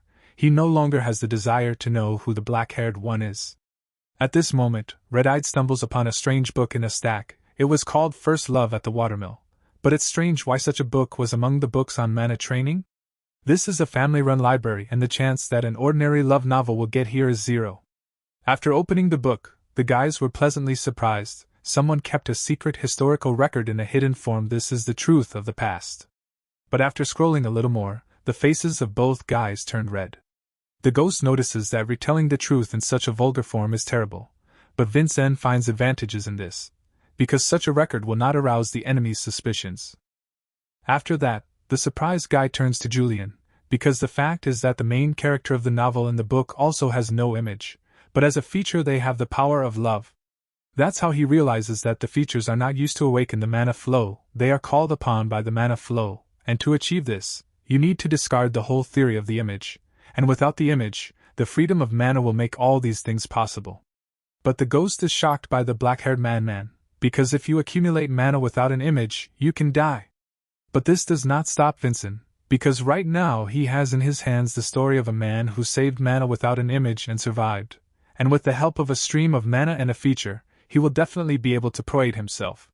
But Yulion is still worried about this method, because even with the help of an image it is dangerous to study the features. The special features are very difficult to study, so even martial artists are unable to teach them to others. But even though Daven himself recognized this method as dangerous, but he can't wait to test it. Coming out of the library, he meets a white-haired girl. She with tears in her eyes could not believe that her young master really defeated Revan Adenka. But despite such a wide spectrum from the girl standing opposite, Daven saw her for the first time, and then Yulion hurried to tell him that before him was a maid named Sari. She was leaving for a short time because of an urgent situation that had occurred in her family.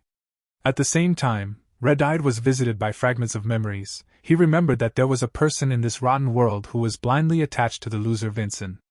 At the same time, he confirmed the rumors that reached the girl and she began to wipe away the protruding tears with a smile on her face. She thought that after the competition, her master would be mocked even more. The worried Berserker did not know how to calm the woman in front of him and asked for help from his flying friend.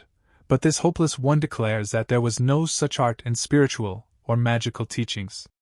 At the same time, Daven decides to improvise and apologizes to the girl for keeping what happened a secret, and also tells her that he is working hard to become a person that Sari will not be ashamed of. At this moment, a guy in a red uniform appears in the yard. Turning around, the girl recognizes Mr. Revan in the boy. The guy came here to say a few words to Vincent. After a few moments, the guys settled in the room and an awkward silence arose in the room. At the same time, the maid, to dilute the tense atmosphere, offers the audience a sandwich, but Revan suddenly gets up and grabs his sword. Yulion and the black-haired guy tensed up, and then the angry Revan declared that he had come here to pay back for the events at the meeting of True Swords. Vincent immediately jumped up and grabbed his sword. He did not expect that Revan would decide to attack like this. But now he knows about his fencing skill and the same method will not work. Realizing the whole essence of the problem, the black-haired man ordered Sari to leave immediately. However, the girl could not do that, and then the blonde scoundrel declared that he was in infinite debt to Vincent, because he was able to forgive Revan's rudeness, and also gave him a miraculous stone. And the blonde man, in turn, tried to restore his hand, at the cost of his father's hand, but in the end everything was resolved without bloodshed. Revan got everything, but in the end he couldn't give anything in return. At the same time, the blue-eyed guy admits his cowardice, and now he wants to change. And after thinking about it, he decided that the most valuable thing he could provide was his loyalty. With these words, the kid bowed his head in front of his new master. Sari was stunned, because Revan himself knelt in front of her master. The black-haired man smiled at this event, but Yulion was in no hurry to rejoice, because he could not so easily believe Revan. But Vincent does not doubt the guy's loyalty, because he put his sword in front of him, and this is an act of giving his life to another person and means that the kid in front of them is serious. At the same time, the ghost really remembers something similar in the books according to the custom of martial arts. But even so, he is in no hurry to trust the blonde, but he was visited by a good idea. The black-haired man himself took out his crimson sword from its scabbard and put it on the guy's shoulder. Thereby he accepted the oath of Revan and also promised to stand by the side of the blonde youngster, as long as he was faithful to him. Revan himself was amazed, he doubted, but the sword in the hands of Vincent really turned out to be a crimson lotus, which means that he really was awarded by the head of the family. Realizing this, the blue-eyed man decides that he will not regret swearing his allegiance to such an unusual person. Sari still couldn't believe her eyes, because her master had really changed, and now those times when Vincent was called a loser seemed like a terrible dream to her. At this moment, Yulion interrupts his red-eyed friend and offers him to get the blessing of the Dwarf King from Revan. At the same time, a woman with a flower in her hair notifies the head that a promising black-haired young man plans to enter the Crimson Crevice next year. At the same time, the gray-haired father is interested in what about the conquest of the Crimson Demon. In response, Versa tells the chapter that the boy did not refuse her help and did not listen to the features of the Crimson Demon, and she also notices that the guy looked pretty confident. The Crimson Demon can be attacked with 3 stars or more, since these creatures have no physical form. The reason why his conquest is a rite of passage. This is an observation of how a person will cope with a demon, and the opportunity to prove the presence of 3 stars or more. And the most interesting thing is that they noticed how Revan Adenka started staying with the kid for the last couple of days. At this time, Blue-Eyed taught the guy to create a feature. Revan says to Red-Eye to create a loop once again. This is a very tense moment. Earlier, Vincent gave a vulgar book to his new friend and stated that he wanted to receive the blessing of the Dwarf King, through the methods described in this book. Although Revan hardly believed in the reliability of this manuscript, but he agreed to help the crazy guy.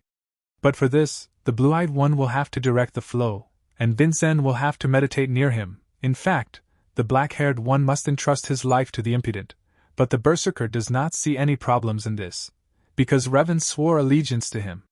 Now that they began to actively practice this technique, Blue-Eyed wondered if he could also entrust his life? But he knew for sure that he could not, and realizing this, the blonde was surprised, because Vincent again made him a loser, but for him it's not so bad. He feels lost so joyfully for the first time. However, mana without an image, no one would have imagined that the direct heir of the family would use such a crazy way. At this time, Yulion asks the guy to be slower and more careful, but the red-eyed is unhappy that the ghost is scolding him again, because he himself offered to use the help from Revan to acquire his features. But Yulion is not going to retreat so easily, because he cannot allow the black-haired man to do whatever he wants with his body. Because right now he is just jumping off the roof in front of his eyes. Soon Revan tells Vincent that the guy is too sharp and he should be slower. Prixrak was glad that besides him there are adequate people in the room. However, Daven lived his past life like this. He could not achieve anything without risking his life, and sometimes for results you need to take risks and move on. With these words, he decided to finish the chain, but Yulion begged the guy to stop, because at this rate he could just die. At the same moment, the matter would be resolved after a few seconds. He needs quite a bit, and then the flow will be completed. He just needs to connect it. The frightened Revan tried to stop the man, because it's too early for this stage. But the guy didn't listen to anyone and successfully connected the chain. Then the sweaty Daven was glad that he finally managed to do it. However, the chain suddenly broke and a terrible explosion occurred in the building. Revan received a strong blow, but his fall was relieved by the bed. At this time, the head was checking with Versa. He was interested in when the next set would be before joining the Crimson Fortress. The same one announces that there are about 6 months left. At the same time, the gray-haired man declares that the guy has already defeated a martial artist with 2 stars, so it should be easier for him. Vincent himself rose from the dead at this time. Revan began to scold his partner, because he clearly overdid it with speed. For the blue-eyed guy, this process took 6 months, although the black-haired one is insanely fast. But Revan assumes that the red-eyed one will need at least 2 months to achieve this goal. At the same time, the head said that 1 month, that's what he asks to tell the guy that he has to defeat the monster in 1 month. Daven, littered with books, already thought he was reincarnated again. Railsa hurried down the corridor. She had to pass a message from the head of the house to the young Mr. Vinzen. It also says that the guy must complete the initiation ceremony in 1 month, and the woman, realizing that Vinzen does not have much time left, sincerely hopes for the success of this guy. The girl opens the door and a terrifying sight appears before her eyes. The room was completely destroyed, and the guys themselves clearly suffered because of what happened, and then Railsa politely asked the young gentleman to explain the situation. But the black-haired man hurries to calm the chief chamberlain and says that he was just meditating, but Sari, with tears in her eyes, asks the young gentleman not to lie, although she knows nothing about mana, but she knows that meditation does not exactly lead to this. At the same time, he apologizes to the maid, and Railsa notices this, because the young master's attitude to others has clearly changed. At the same time, the woman sighs heavily and skips this topic, but declares that whatever it is, he must hurry, since the head of the family gave him a message he must finish the rite of consecration in 1 month. Yulion warns his partner that his father has never changed the time frame before, and the guy guesses what this means, namely, his father has big plans for him. Railsa warns that as soon as a month has passed from this day, she will personally accompany the guy as a defender. Looking back, she hopes with all her heart that the young master will be able to defeat the monster, and she also expects that he will train with all his might to achieve this goal. But Revan is upset, because according to his calculations, Vinzen will be able to receive the blessing of the Dwarf King in at least 2 months, and 1 month is too short a period of time. Red-eyed, hearing the words of the chief chamberlain, decides to hurry, but Sari begs his master not to overwork too much. At the same time, Daven promises her this and, looking at the girl, notices a huge amount of mana in her. After that he again tries to calm the maid and asks her to temporarily leave, because he needs to discuss something with Revan. After the door slammed shut, the blue-eyed guy announced that 1 month is categorically not enough, and they should find another way. However, Vinzen shows them the mana chain at the same second and asks the blonde if it is correct. The blonde guys were shocked, because the guy somehow miraculously did it, and once he finished with the chain, he wishes to proceed with the manifestation of the peculiarity. Although Yulion knew that capable people can do anything, but even this is too much. Now they don't have to wait a month to exceed their father's expectations. 2 weeks later, the forest. The Berserker decided to begin the manifestation of his peculiarity. The blonde guys were eagerly watching what was happening, but before starting, Vincent asks for a twofold chance to step away from Revan, because an explosion may occur like last time. But he refuses. The guy intends to see his success with his own eyes. The black-haired man looked at his friend with a smile and began to create a magic chain. As soon as it was created, an unusual symbol appeared in the air and Yulion experienced an old feeling. Looking back, he saw a hefty dwarf in armor with a hammer in his hands. Out of fear he tried to talk to this god, and after Yulion wondered since when did he have the ability to see Boggett at such a high level? But he did not even pay attention to such a small spirit and began the process of blessing. A stunning bright light was shed on the black-haired guy, and when he opened his eyes, he saw a newfound feature in front of him. Revan hastened to explain that this is a blessing from the king of the dwarves, namely the greatest of the blessings of protection strengthening the body. Although this is a step lower than a man of steel than a blonde, but this is a big breakthrough, especially if we assume that it really didn't take him even a month to do it, then it's really frightening. Soon the king of the dwarves disappeared into thin air. Now with the strength he received, he will be able to surpass the servants in the mastery of the sword, because he founded the foundation for the conquest of the Crimson Demon. Vincent thanks the blonde for his help, but he has one more request to Revan. 2 days later, now the red-eyed Berserker is ready to go to the lair of the Crimson Demon. The black-haired man apologizes to Railsa for such an unexpected request, but he is determined to exceed his father's expectations. The woman is worried, because the guy did not even take advantage of the full term of the chapter, and 2 weeks earlier than it should be. She is not sure if he will succeed. Railsa defended those who passed the rite of initiation 3 times, and during this time there was not a single one who would have failed this test. And a woman can't afford for Savannah's son to be the first to fail. Therefore, she asks the guy to be extremely careful during the test, but the guy calms her down and declares that the chief chamberlain has nothing to worry about, because he will definitely be able to defeat the Crimson Demon without any problems.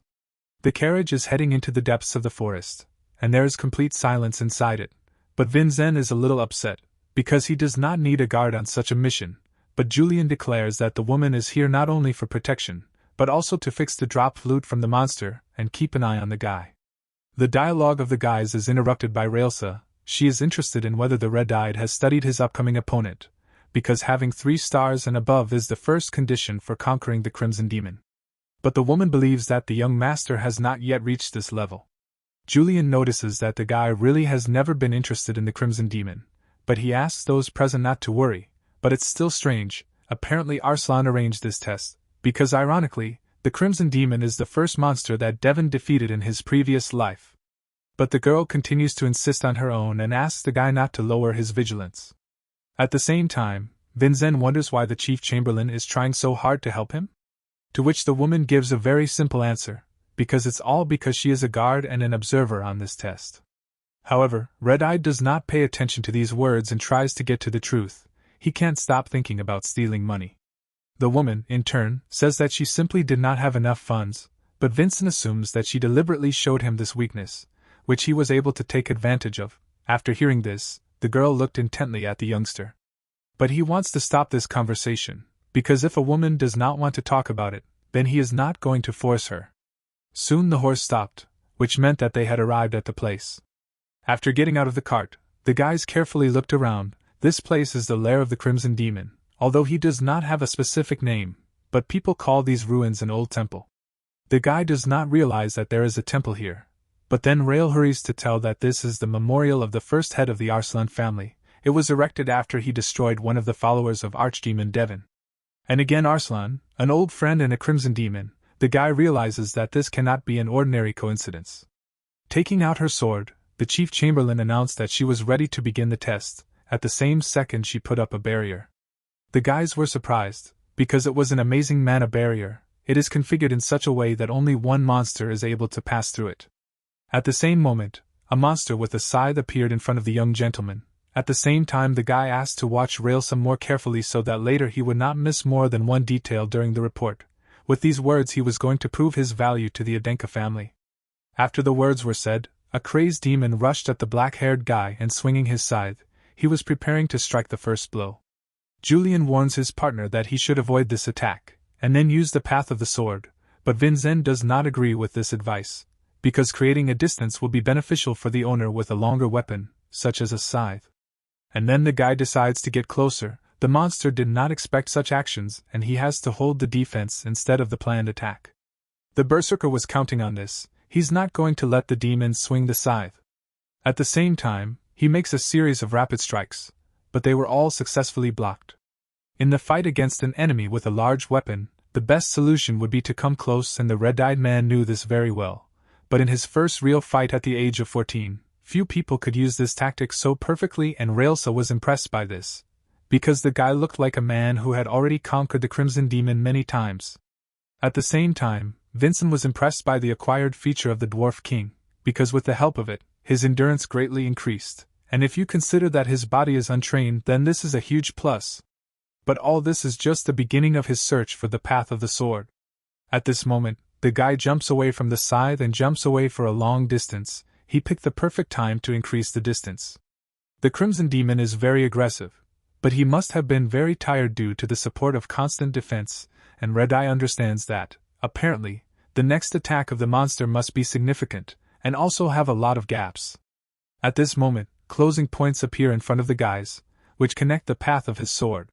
Vincent is going to get rid of the recoil of his sword's skill with the help of his special feature, and uses the sword's skill, as well as body strengthening. After that, he cuts the crimson monster into pieces, and only a red core remains of it. The core fell to the ground, and turning to Railsa, he asks her if she saw everything? But the woman was excited, because judging by the guy's reaction, he really does not know that the Crimson Demon cannot be defeated with one blow, because he has 2 lives. At this moment, a newly minted opponent appears behind the back of Vincent, and he already strikes his furious blow, but the mysterious guy meets him with a smile. The worried Chamberlain shouts to the youngster, but he already knew what to do. The guy immediately dodges the deadly attack and realizes with a smile that the monster has not changed a bit in these 500 years, when suddenly the tip of the scythe flashes in front of his face, but he manages to evade this as well. However, the black-haired one realizes that the monster has become faster, and if you look, the appearance of the Crimson Demon has also changed, yet the red-eyed one understands that these scoundrels have also evolved over the past 500 years. However, this is not news for Railsa, because everyone knows that the revived Crimson Demon goes into a rage, and his speed and strength improves. At this moment, the young master began to be suppressed, but he continued to successfully dodge, but now his escape route is blocked by the wall behind. At the same time, the monster strikes a vertical blow, and the remains of the temple behind the black-haired man suffered changes. At the same time, Yulion offers to change plans. But Daven says that it's not the time for this yet, and they have to first make the monster lower his vigilance. Because the demon thinks the same way, he tries to corner them for the sake of delivering the final blow, and when he is fully prepared for it, then the Berserker will realize his plan. Watching this sad picture, Railsa kept herself in hand so as not to get into the fight, because her intervention as an observer would mean the defeat of the young master, so she asks for help from her dead friend, because she does not want to destroy the future of his son, Lady Sarvan. In the past, the purple-haired woman extended a helping hand to Railsa when she was in trouble and invited her to join her journey to become a martial artist. After leaving the ruined family, Railsa survived by farming on the border of the country, and it was enough shock for her to meet such a monster as this Optimus girl. At first the chief chamberlain considered the long-haired crazy, but Sarvana asked to join her journey and Railsa could not refuse such a lovely girl.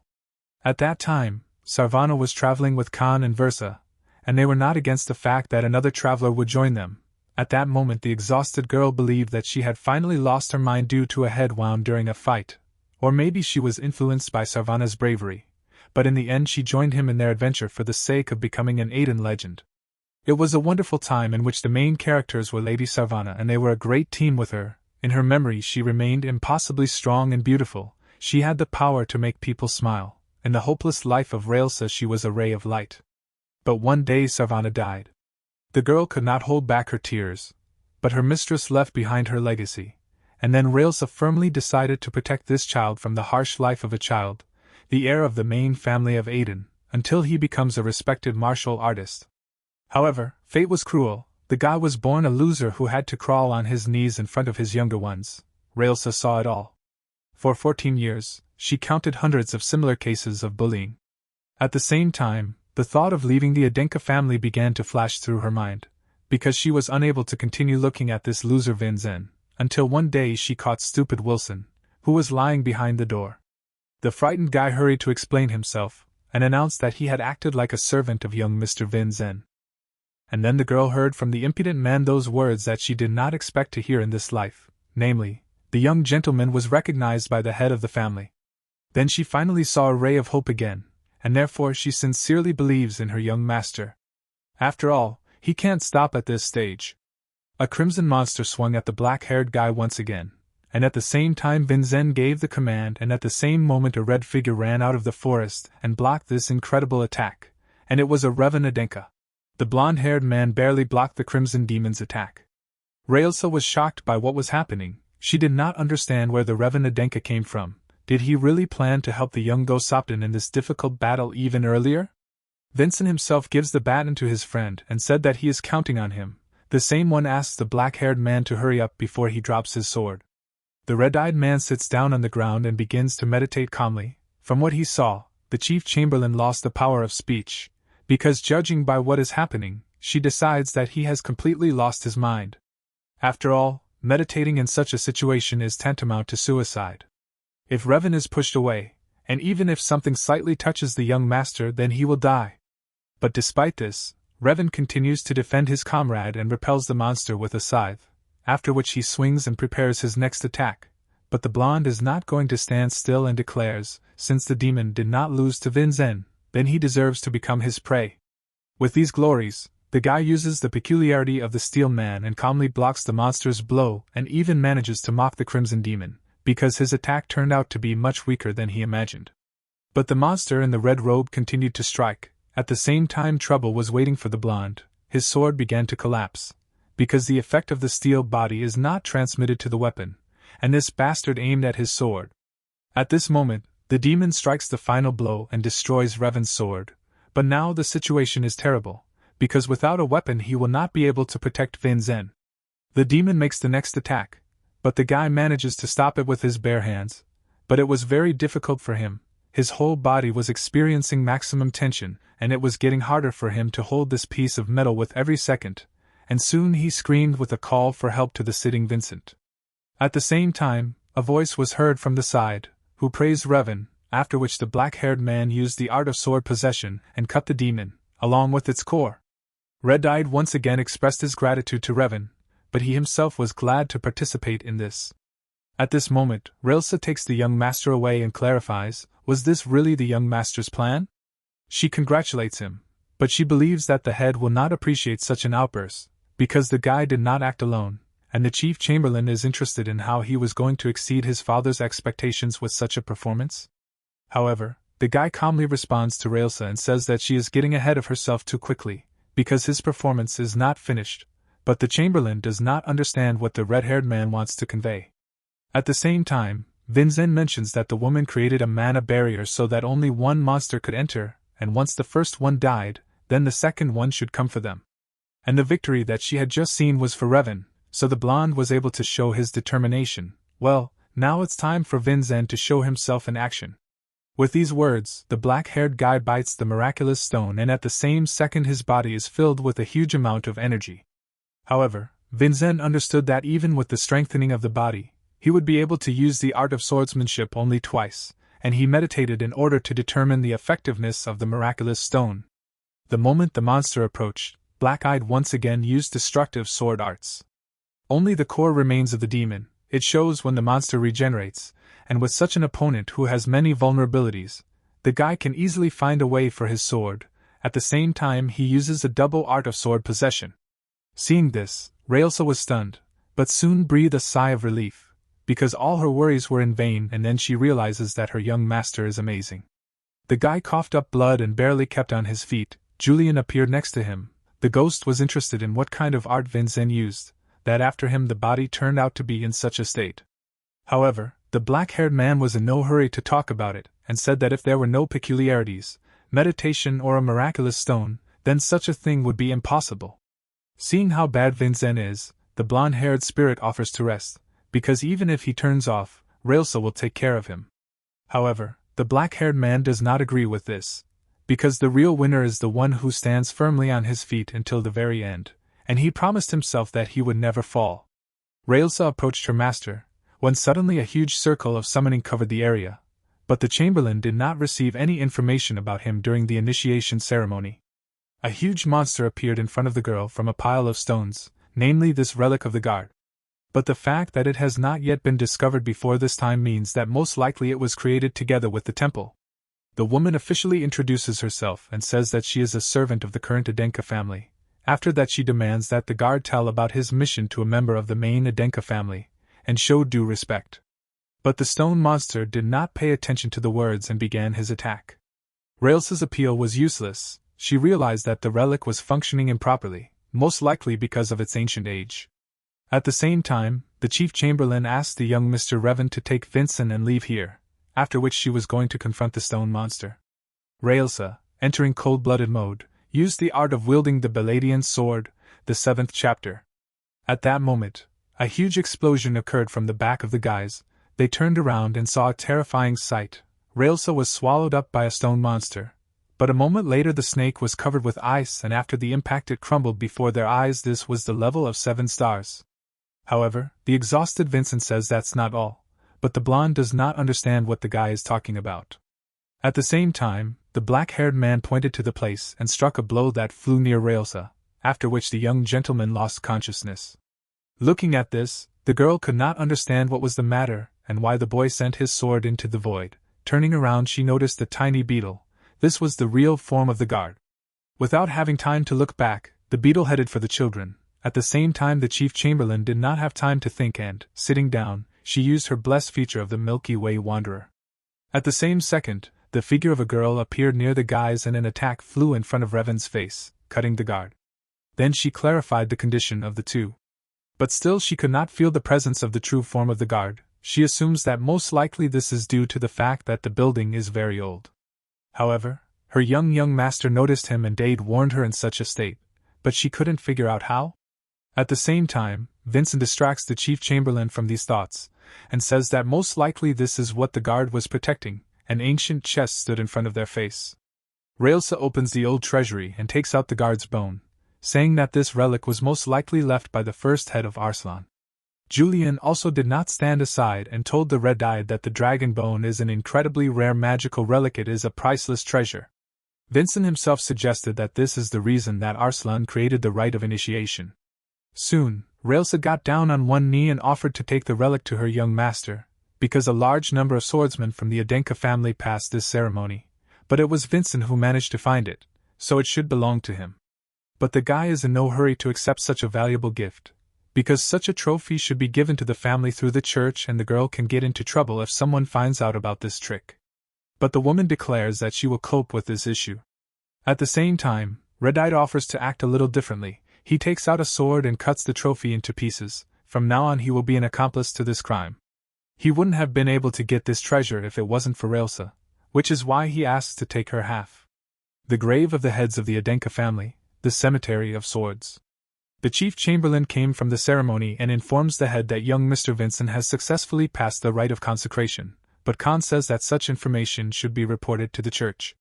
At the same time, the girl turns to the man again and informs him that she has found something more significant than this, so she decided to visit the chapter first.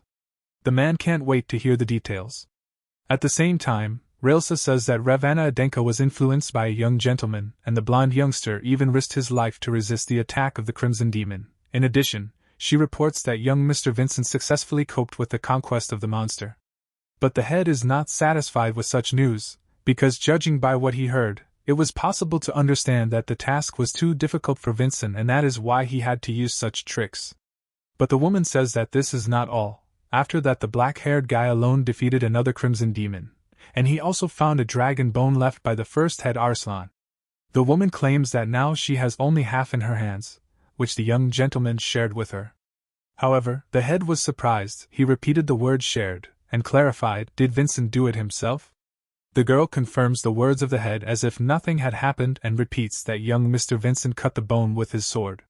At the same time, the head declares that the rail misses some detail, but the girl does not understand what is the matter.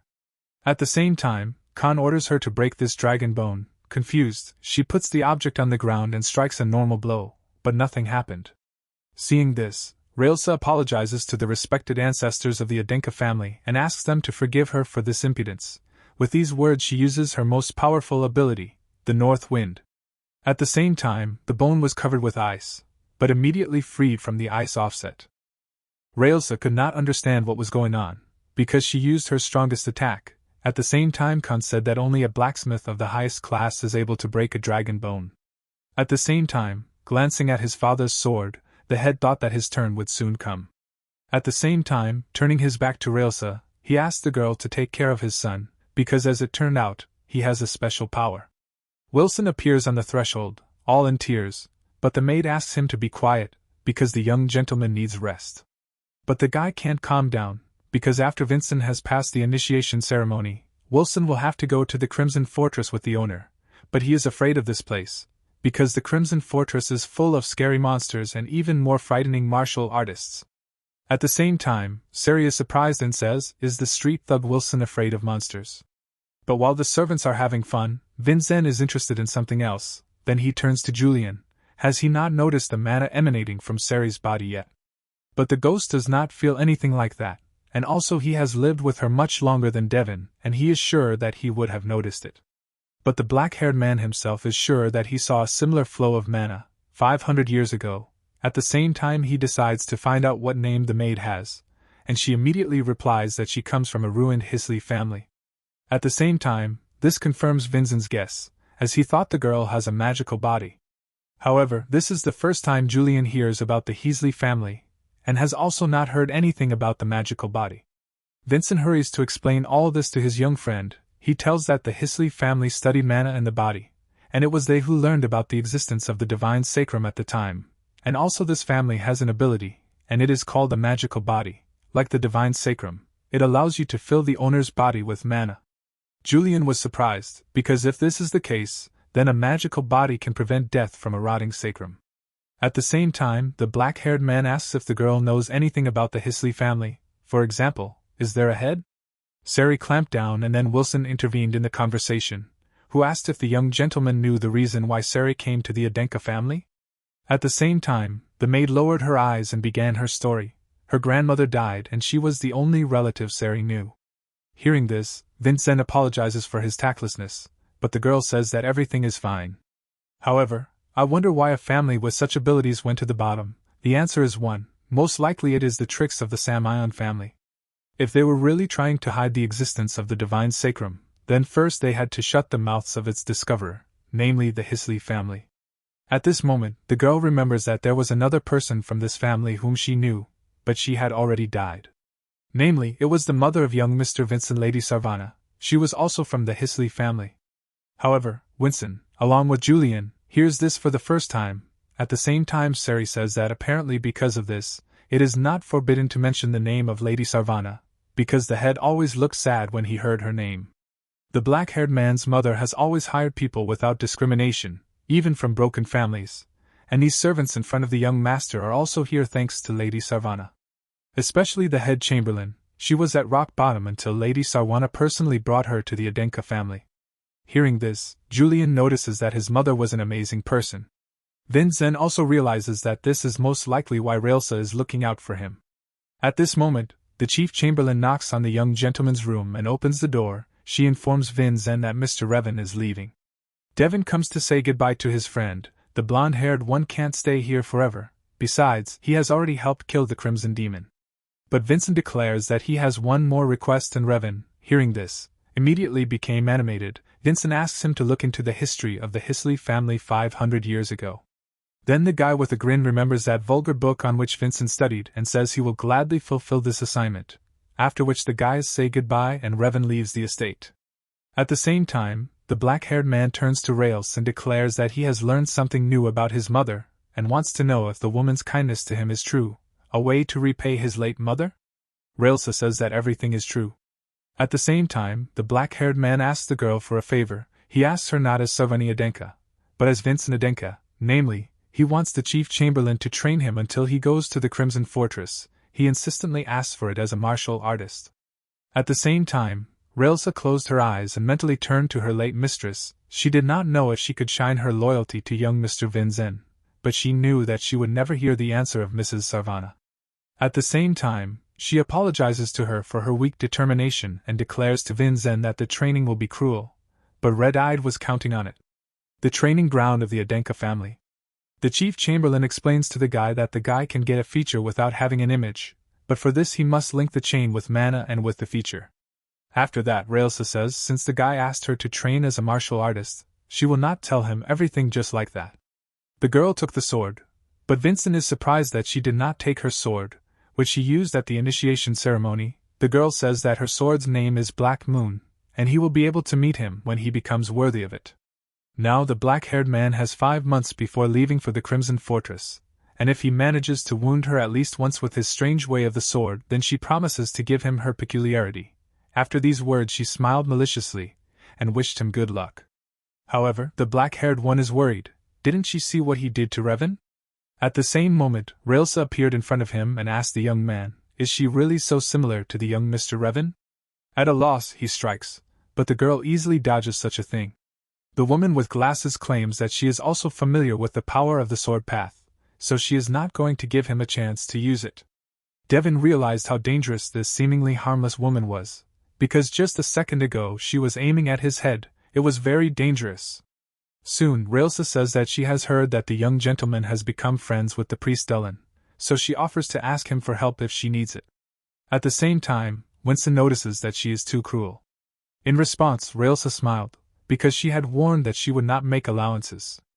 A week later, Vincent continued to train desperately with the chief chamberlain. He was about to strike another blow, but Railsa was already behind him, after which she delivered her crushing blow.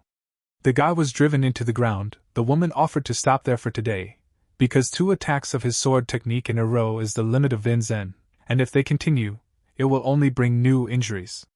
But still, Railsa notices that the guy has become much better, because a little more and her blade will break again.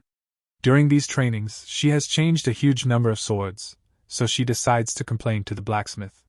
Railsa appeared behind the dwarf's back and stated that the title of master is not the only thing that the blacksmith has lost since their last meeting, and also notes that it would be sad if such a blacksmith under the name Hansen supplied garbage to the arsenal of the Adenka family. The man did not immediately recognize the girl and assumed that she was really a follower of Sarvana, and he did not understand why she had come to bother him in the middle of the night. At the same time, Railsa invites him to take a look at it, and looks out a bunch of broken blades and explains that she has used these swords for the last week, and used them only in sparring. She can't continue to let the blacksmith supply them with such fragile swords. But the dwarf is surprised. He understands the girl's puzzlement, but still notices this strange. At the same time, after a short thought, Hansen asks the woman if she really fought against a monster with sharp teeth. However, the answer was negative. Then the dwarf asked another suggestion: maybe she managed to fight a martial artist with 9 stars and above. However, this is by then he assumes that it was a magician who has more than 7 runes. But Railsa decided to ask him directly, does he really consider her immortal?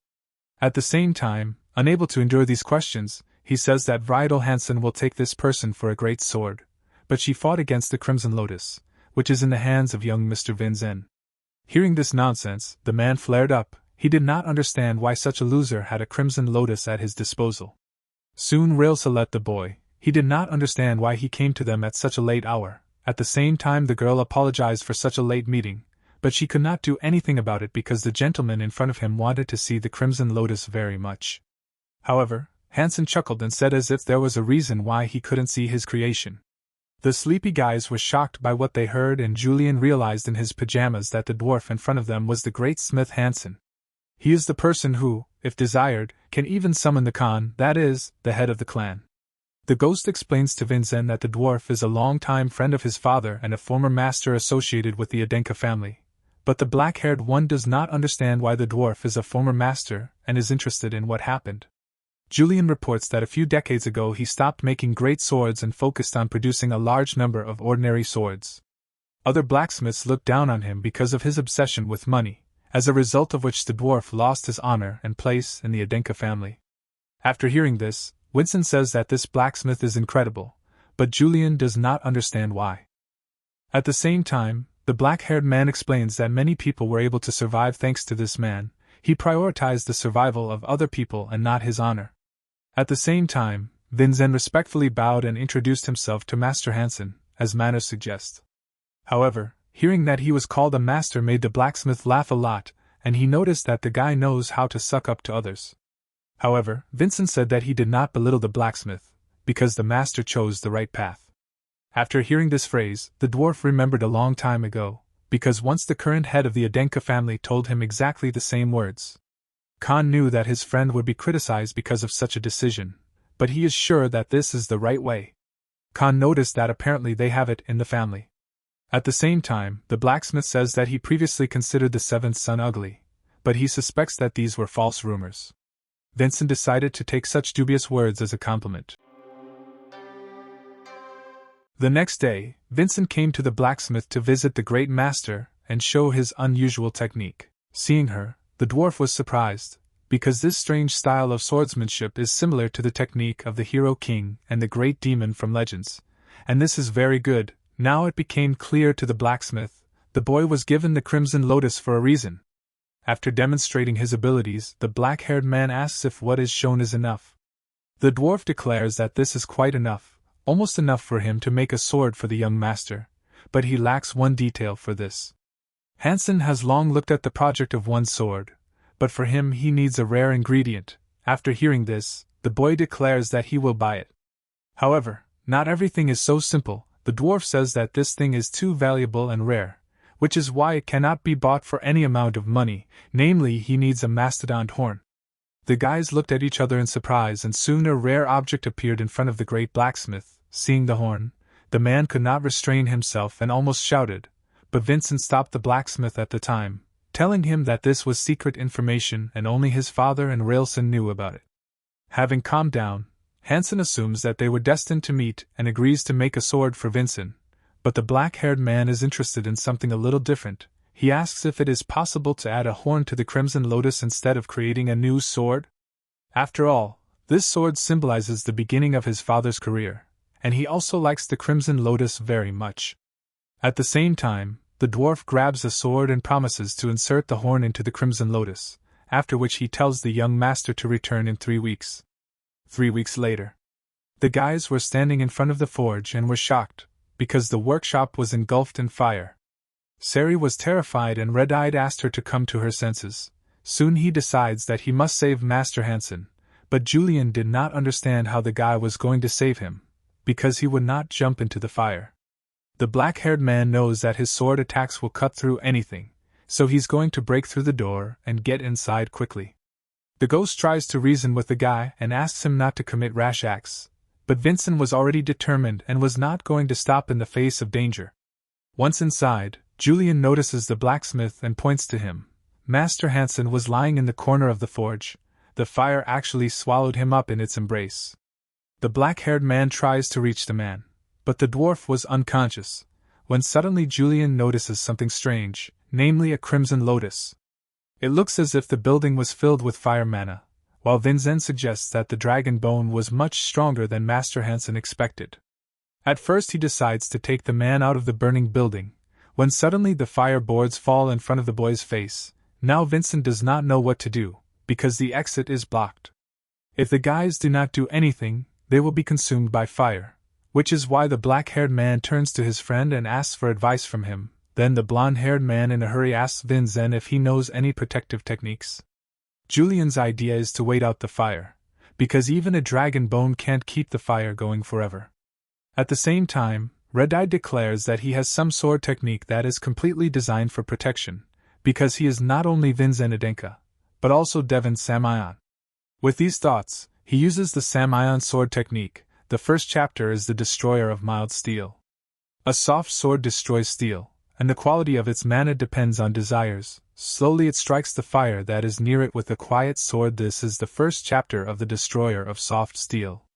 Yulion was shocked, because his black-haired friend really uses the Samion family sword techniques. Seeing this, his interest in finding out who the red-eyed one is increases even more.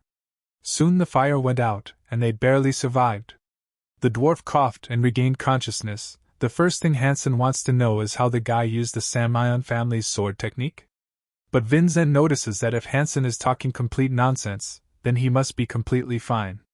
At the same time, the man himself realizes that this is impossible and most likely he dreamed it, but in principle it is not so important, because the sword is completed. The blacksmith had never forged a dragon bone before, and he had no idea that mana would flow out of nowhere and start spitting fire. At this moment, Vincent walked up to the floating sword and grabbed it with both hands. There was a gorgeous weapon in front of him. The guy felt as if the sword resonated with him. At that moment a sign appeared on the blade.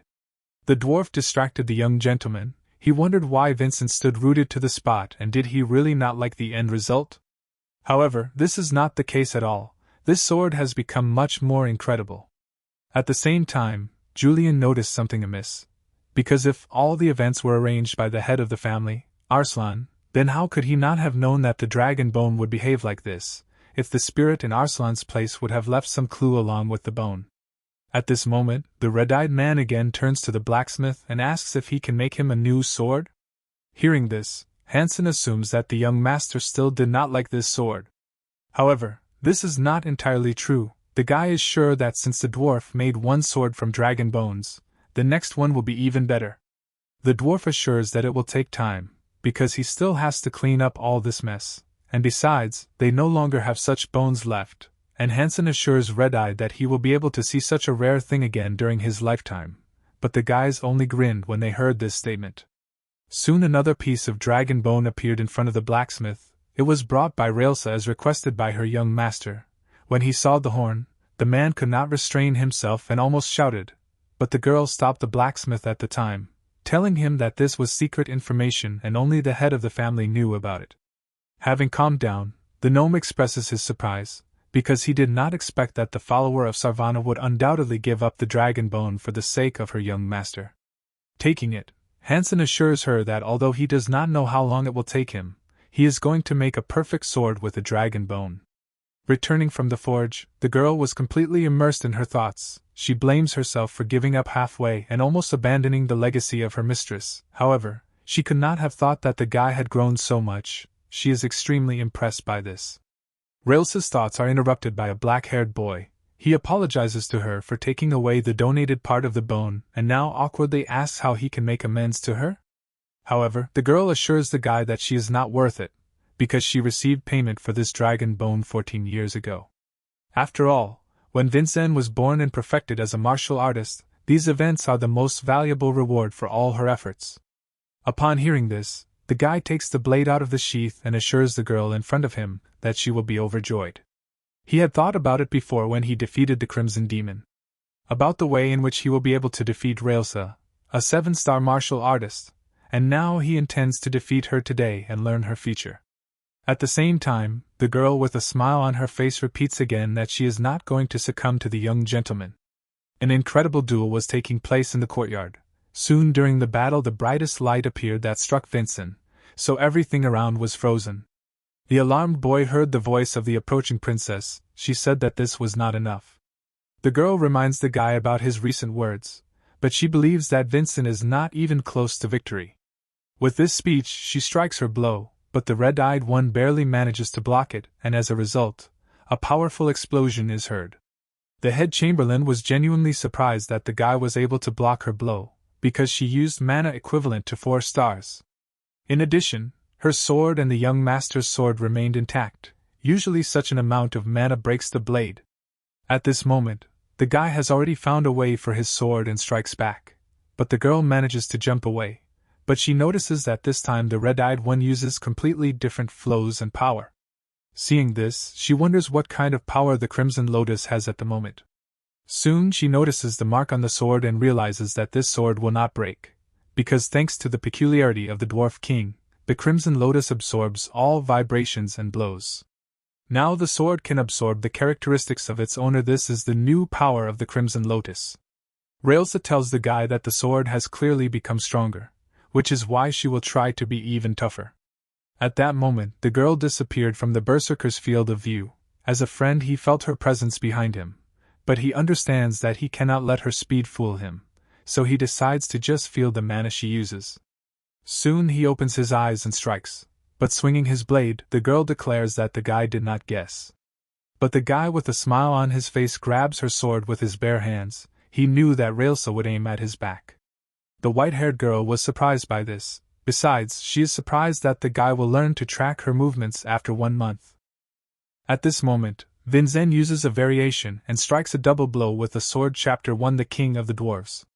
There was a terrible explosion in the arena. The girl was not injured. Besides, the guy spent 2 of his blows, but to her surprise she lost her sword. Soon Vincent throws the sword and asks Railsa to take it, because he does not want to win an easy victory against a man who has lost his sword. The girl looked at the young gentleman strangely, and soon declared that Vincent had behaved rather arrogantly. She also reminds the guy that not all monsters and martial artists will be as gentle with him as she is. After all, opponents who will be stronger than him will ignore his condition and will not show a drop of sympathy. That's what she is going to remind her young master by releasing her strength. Seeing this, the red-eyed man said that he understood what she wanted to convey to him, and Winzen also praised her impressive aura. Railsa kindly asked the guy to try to resist this force, after which she was going to sharply shorten the distance. But her ability did not work and she flew down. Winzen caught the surprised girl, after which he gave her a click. Now he was able to injure the chief chamberlain, and he had about 4 months left before moving to the Crimson Fortress. Railsa asked in surprise how did he do it. At the same time, the black-haired man declared that it was impossible to touch the girl even with a double blow with a sword, but he was able to cut mana around her. This became possible thanks to the additional forces of the Dwarf King. Railsa still found it hard to believe in such a thing. Did Winzen cut mana to block her feature? The girl is not even sure if such a thing is possible. After that, she said that the young gentleman always exceeds her expectations. Now the guy wanted to get what the girl promised him. At the same time, having risen, Railsa, with a smile on her face, decided to fulfill her promise and tell about her blessing, namely, this is the flow of manta rays from the Wanderer of the Galaxy. Soon Winzen was sitting in a room with a formed pattern. The chief chamberlain was surprised. She could not even think that the young gentleman would be able to master her feature in just 2 days. When the seal was completed, Yulion hoped that it would not break through the roof. when suddenly out of the corner of his eye he saw an unusual entity. Crimson Fortress.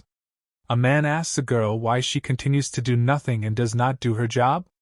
In response, the young lady replies that she does not want, as a martial artist, to waste her patent on all sorts of papers. At the same time, the dean of the Crimson Fortress under the name Vargan Pagoda asked her to stop talking nonsense and forced her to work. The lazy girl was the director of the Crimson Fortress, and her name was Helda Quibble. Suddenly the red-haired girl was surprised. She came across the questionnaire of Vincent Adenka, who was the seventh son in the main family. With this she decided that another unpleasant type would appear in their academy. However, Vargan had a slightly different opinion. He had heard about a guy who is a loser, and if the rumors turn out to be true, the dean is afraid that Vincent will tarnish the name of the Crimson Fortress. So he decides to get rid of the problem in the bud before he comes here. The maiden blue and the guys were enveloped in cold. Soon a snowstorm appeared in the room, and with it the goddess disappeared. Now Vincent has received his special feature from the Wanderer of the Galaxy. According to Railsa, from now on the guy will not leave a trace even in the snow, and this feature is called an ice step. In the evening, the guys gathered at the table and decided to scout out information about the castle they were going to go to. According to Yulion, the Crimson Fortress is more of a fortress than a training academy. The blonde-haired man pointed to the mountains and said that the tower was right there, on the border with the house of Samion. In the past, when the archdemon's followers invaded this house, Arslan, like other heroes of that era, fought them off. It was then that they founded the training academy. Having heard this entertaining information from his ghostly friend, the black-haired man hopes to find a will from Arslan there. It may well be that it will be another dragon bone. However, Julian does not agree with Vincent, because there is another legend there, which says that there is not a dragon bone hidden in the fortress, but another treasure. Namely, the divine fruit. It is said that it is more effective than any medicine in the world, and there are also rumors that the fruit is able to resurrect the dead. The legend tells that there is a tree in the academy on which these fruits grow. On this occasion, there is even a separate rumor in which it says that the fortress was built for the sake of this divine tree. In the past, Julian would not have believed in such childish legends, but now everything is different. The blonde-haired man notices that with the help of this incredible tool, they will be able to heal the decaying sacrum and avoid death, because when they are accepted to the academy, they will have only 9 years left. However, Vincent claims that this is not the case, because after they overextended this body, they have even less time left. But Julian is not upset. He intends to reveal the secrets of the divine fruit and get his hands on it. Immediately, the red-eyed man reading the book is distracted and is interested in the blonde. The fact is that he found information that says that in the Crimson Fortress he will have to survive without the financial support of his family. At the same time, Julian hastened to explain that this rule was introduced in order to prevent any lawlessness that can be achieved with the help of money, because the heirs of other families and their offshoots will also study in the fortress. At the same time, Vincent faced another question: where can he find the money? But the pompous Julian told the black-haired man that it was not worth worrying. He had previously invested in a place called the Sixth Magic Tower.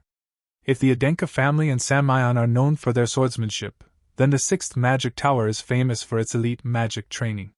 Therefore, it is possible to sponsor the research of magicians, and after a while it can fully pay off. The magician in whom Julian decided to fall in love, named Varnelli, recently he became a co-owner of the tower, and his full name is Varnelli Pagoda. This mechanics with a contribution of money has no minuses. The only problem that may arise is that if the co-owner dies, then their investment will turn into nothing. At this moment, an unknown person sneaks up behind the back of the named Varnelli Pagoda and strikes. But Julian does not even consider such an option, because such a person as the co-owner of the Magic Tower cannot die so easily. The next morning, reading the newspaper, the guys watch the news that the co-owner of the Sixth Magic Tower, Varnelli Pagoda, has died. Julian could not believe such a thing, and soon he clutched his head and began to sob, because he had invested his hard-earned money for this. However, Vincent asked the boy to calm down and offered to at least give the money to the deceased before morning. But the spirit was in no condition to pay homage, because if all this is true, then they will surely die from the head in this damned fortress. Ignoring the crybaby, Vincent decides to continue reading the article, which says that they found the will of the murdered woman, which states that she leaves all her property and research to her only younger brother, namely Vargan Pagoda. The dean stood on the edge of the fortress and was completely immersed in his thoughts. They were born together in the pagoda family. But he did not have a shred of her genius potential. Against her background he was recognized as a disgrace of the family. But now, the guys decide to find this Vargan. They have 4 months left before the trip. They have to collect as much information as possible, and also Vincent has to become even stronger as possible. 4 months later, in the mountains of the Crimson Fortress, we'll take the guy to his destination. Rails says that for security reasons, the young gentleman must continue on foot. The guy will have to go along the specified road and then the director of the Crimson Fortress will come out to meet the entrant.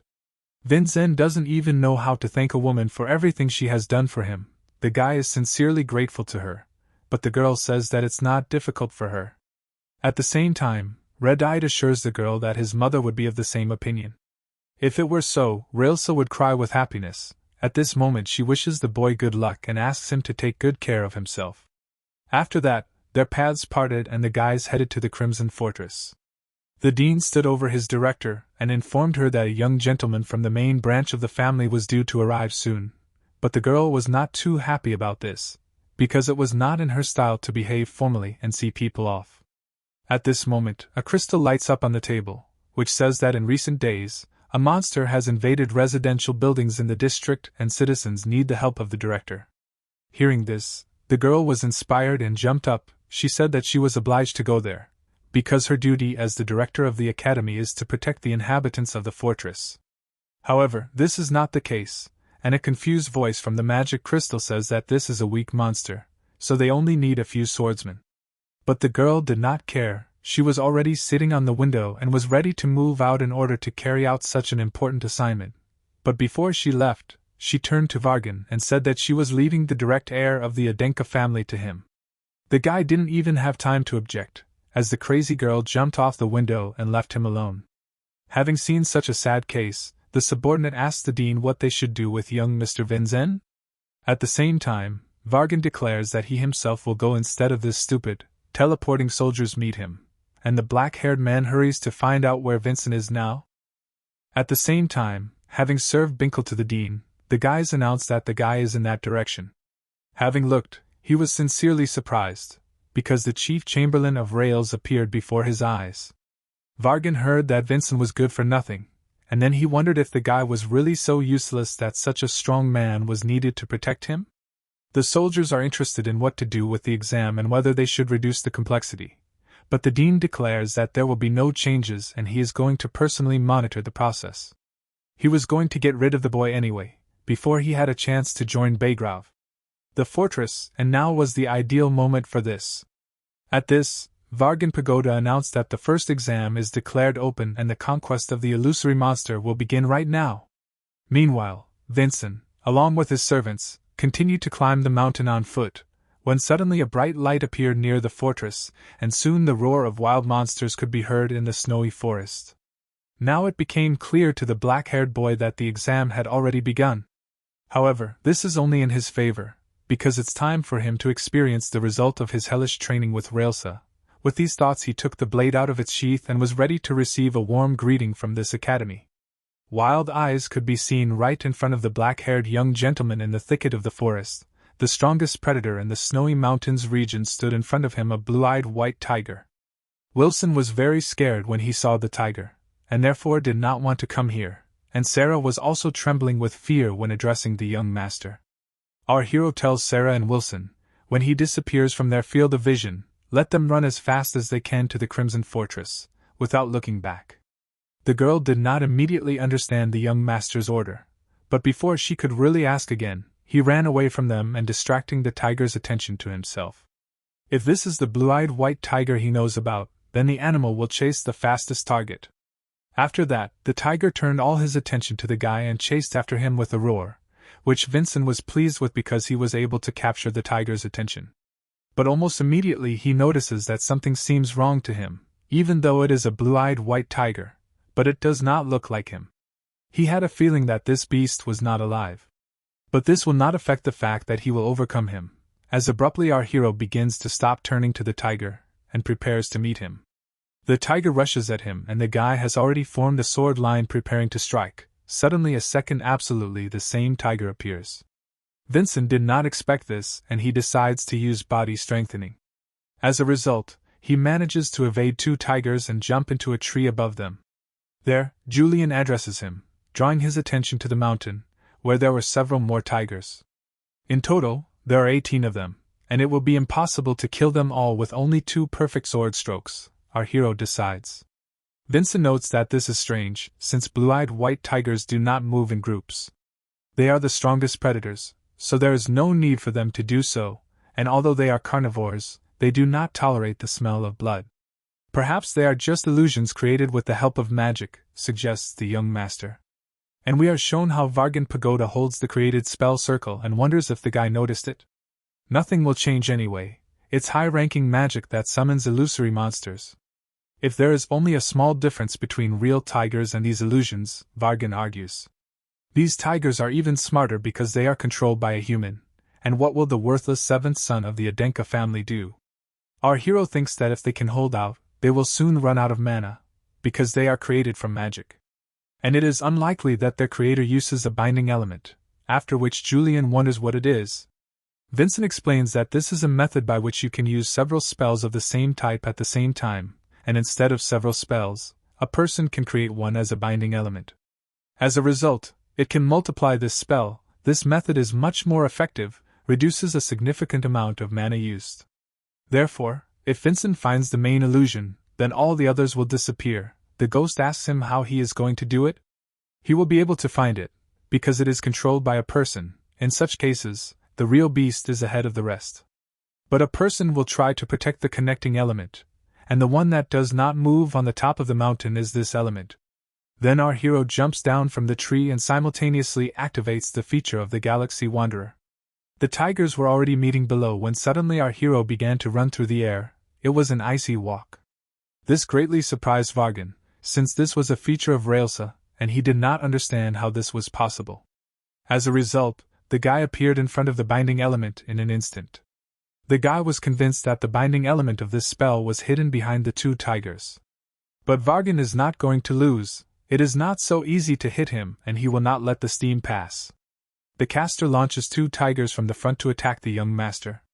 But the Crimson Lotus of our hero, strengthened by the dragon's bone, absorbs the properties of his mana. An absolute cut of the sword with the blessed feature of the Galaxy Wanderer, an absolute change in the sensitivity of the sword, says Vincent. And the guy with extraordinary speed and reaction to pass by 2 tigers in front and then destroys the binding element. It was a Galaxy Wanderer technique. As a result, the circle in front of the Worgen is destroyed, and the guy says, send them flying outside the path of the sword. Illusions begin to disappear one by one, but Vargan understood that he had destroyed the illusion.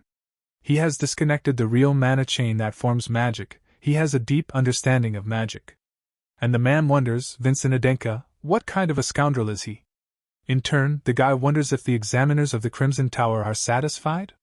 Vargan's assistant asks him how they processed the results of this exam. The man replies that the answer is obvious because his magic was destroyed. After that, he gives the order to open the gate, as they will greet the young master. The fortress is the main place for meetings of martial artists. Is it common to find a magician of this level? At the gates of the fortress, Wilson and Sarah were waiting for the young master. While he approached them, Yulion believed their research was correct. A gate opens in front of them, where they are greeted by Varnelli's younger brother and the magician who is responsible for all important matters in the fortress, Dean Vargan Pagoda. He meets them at the entrance and greets young Mr. Vincent and tells them that he has passed the first test. Looking at him, Vincent assumes that he is Vargan. The young Gosopton is also glad to meet him. Yulion tells how they can't bring the family's money to the fortress. But there is a sponsorship system here. A talented student can get a sponsor within the fortress. This was Julion's plan, which makes him smile. Now they will earn a lot of points with Vargan and return all their money. With a satisfied look, he looks at the fortress and says that they have invested in a magic tower. Then the young gentleman is taken to karate through the streets of the fortress, telling how quite a few people live here. Principals, teachers, students, military and children from different families. If this list includes their servants, then this number will increase. Vargan says that the guy will live in a hostel. It may be uncomfortable for him, but our hero does not care. When he starts living here, he will become a cadet and temporarily lose all the statuses he had. Vincent understands that these are the last moments when he is treated with respect, and responds out loud as he is aware of this. Sari watches from the window of the carriage of students in uniform and asks his master, will he also wear such a uniform? She thinks it will suit him very well, but Vargan replies that his form will be issued to him tomorrow, as there has been a slight delay. Then our hero asks what rank he has now, to which he is answered, all cadets start with the 9th rank and move further due to semi-annual exams. Ranks from 9 to 1, but if he manages to pass the exam after reaching the 1st rank, then he will become a full-fledged martial artist. As a result, he will graduate from the fortress with the confirmation of a real martial artist. In his mind, Vincent admitted that he needed to spend at least 4.5 years here to graduate. Before that he needed to find the divine fruit so as not to die. Vargan asked if he could ask something? It was a question about the binding element. Was the guy aiming at the blue-eyed white tiger that was the center of his spell? The young gentleman confirms this, and the examiner was glad to be right. But how does he know so much about magic if Vincent lived in a family of swordsmen? Vargan is interested. Yulion tells in his mind how in the past he was just terrible at martial arts, so he tried himself in absolutely everything. But Vargan answers that knowledge is power, he sees no point in spreading such information. A man looks at him and thinks, this confidence, it is based on his talent and insight, and how could such a child be called worthless in general? He definitely arouses interest, as evidenced by the interested look of Vargan.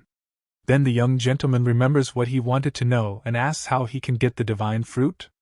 This surprised the examiner, and after he was a little disappointed, because despite everything, he is still a child, and to think that he believes in this legend.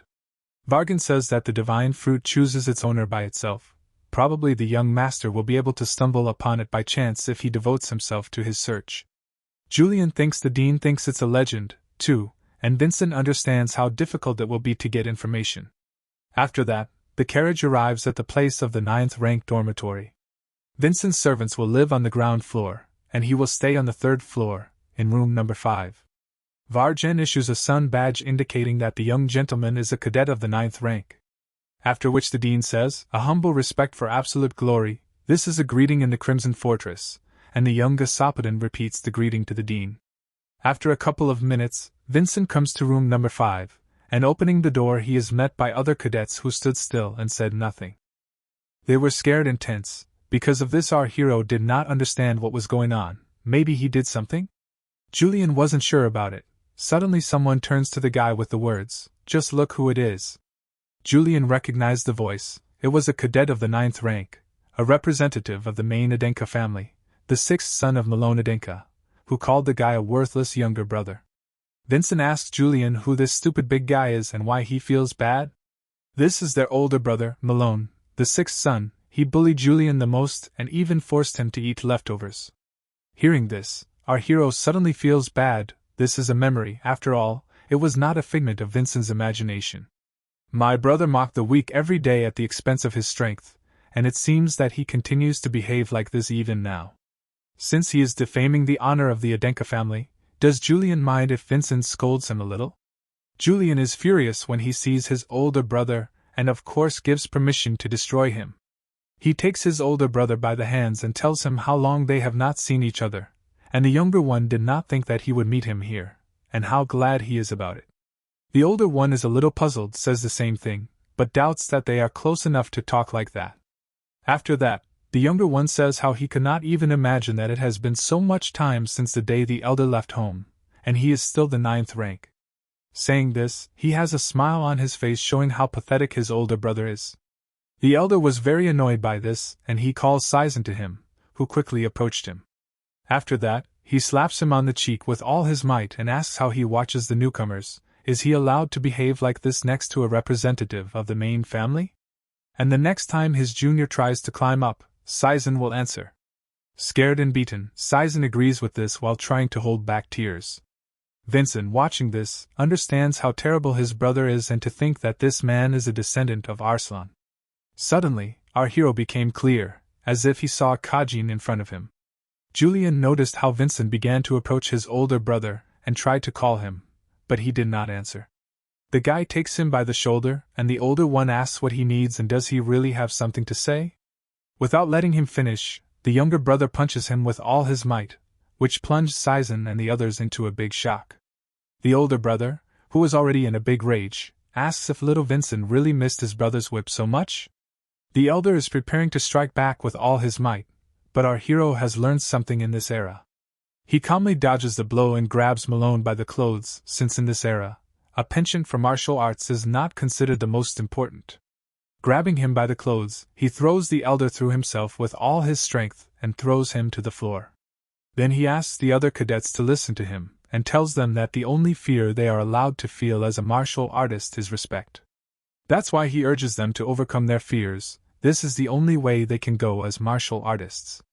At this moment, Malone turns to our hero in an even greater rage and asks how he dared to challenge him in this hostel. He swings his sword at Vincent and attacks, but he dodges. After that, Yulion says if they are lucky, this situation will turn into a new opportunity for them, which is what they need. Meanwhile, in the village near the fortress, we are shown a mountain of dead lizards. The village headman thanks the woman who coped with them and called her the director. Thanks to her, they will now be able to sleep peacefully. It didn't cause any problems for her, and then the old man asks, since she's here, would she like to stay and have a drink? The red-haired woman answers him that she is not allowed to drink during the working day, but it would be rude of her to refuse, so she wants to agree. Suddenly, without letting her finish, Vargo takes his word, who also asks him to pour. He needs to get drunk because his boss keeps making him suffer from stress, and the director was shocked to see him. After that, in the tavern, they discuss the direct heir of Vincent Aiden, and the director asks that he has just permanently struck down the binding element. Vargan asks to answer honestly. She has no idea what he is talking about. To which she agrees, since she is not a magician, so Vargan tells the director that he destroyed something that even a 7-star martial artist like her had not heard of. Don't such skills give a reason to realize how incredible it is? But the director denies it, since the other direct heirs destroyed an entire snow mountain or something like that. And after that, to be honest, he thinks that the guy is a big coward and believes that Vargan is very happy that he has found a person who can compare with him in cowardice. Suddenly, a magic communication stone appears, through which the dean is asked to urgently return to the fortress. Dissatisfied with this, he asks why he should return right now. In response, he hears how cadets of the 9th ranks Malone and Vincent requested an intermediary for their duel. This shocked the dean. He is transferred to the battle hall, where 2 brothers and another cadet who met the dean are already standing opposite each other. He asks for forgiveness from the dean. Since this is a duel between 2 direct heirs, he had to fulfill the request of Cadet Vincina, said the person in charge of the dormitory, Brand, a cadet of the 9th rank. Vargan is not against this and asks to continue to report everything related to Cadet Vincent. The dean approaches them and tells Malone, even though there was a violation of order in the dormitory because of him, and he should be brought to justice, they will turn a blind eye to it, since they received a report from Cadet Vincina. Malone the Evil calls the younger a cunning fox, that he took it as a compliment. Then, using his powers as dean, he resolves a duel between 2 cadets and encourages them to fight honestly. Our hero takes out his crimson lotus received from his father, which surprised his older brother very much. Malone asked Junior, is he going to imitate his father using a replica? The younger one asked in response, does she look like a replica? Malone confirms this, and puts his right hand on the fact that it is a fake. This pleased our hero very much, from which he could not keep a smile and said that he should keep his words.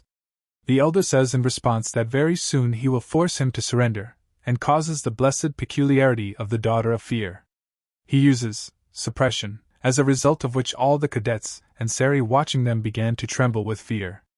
Yulion explains that this is a feature that throws his opponent into horror and asks how Vincent feels, but he was fine and the spirit of the spirit did not understand how.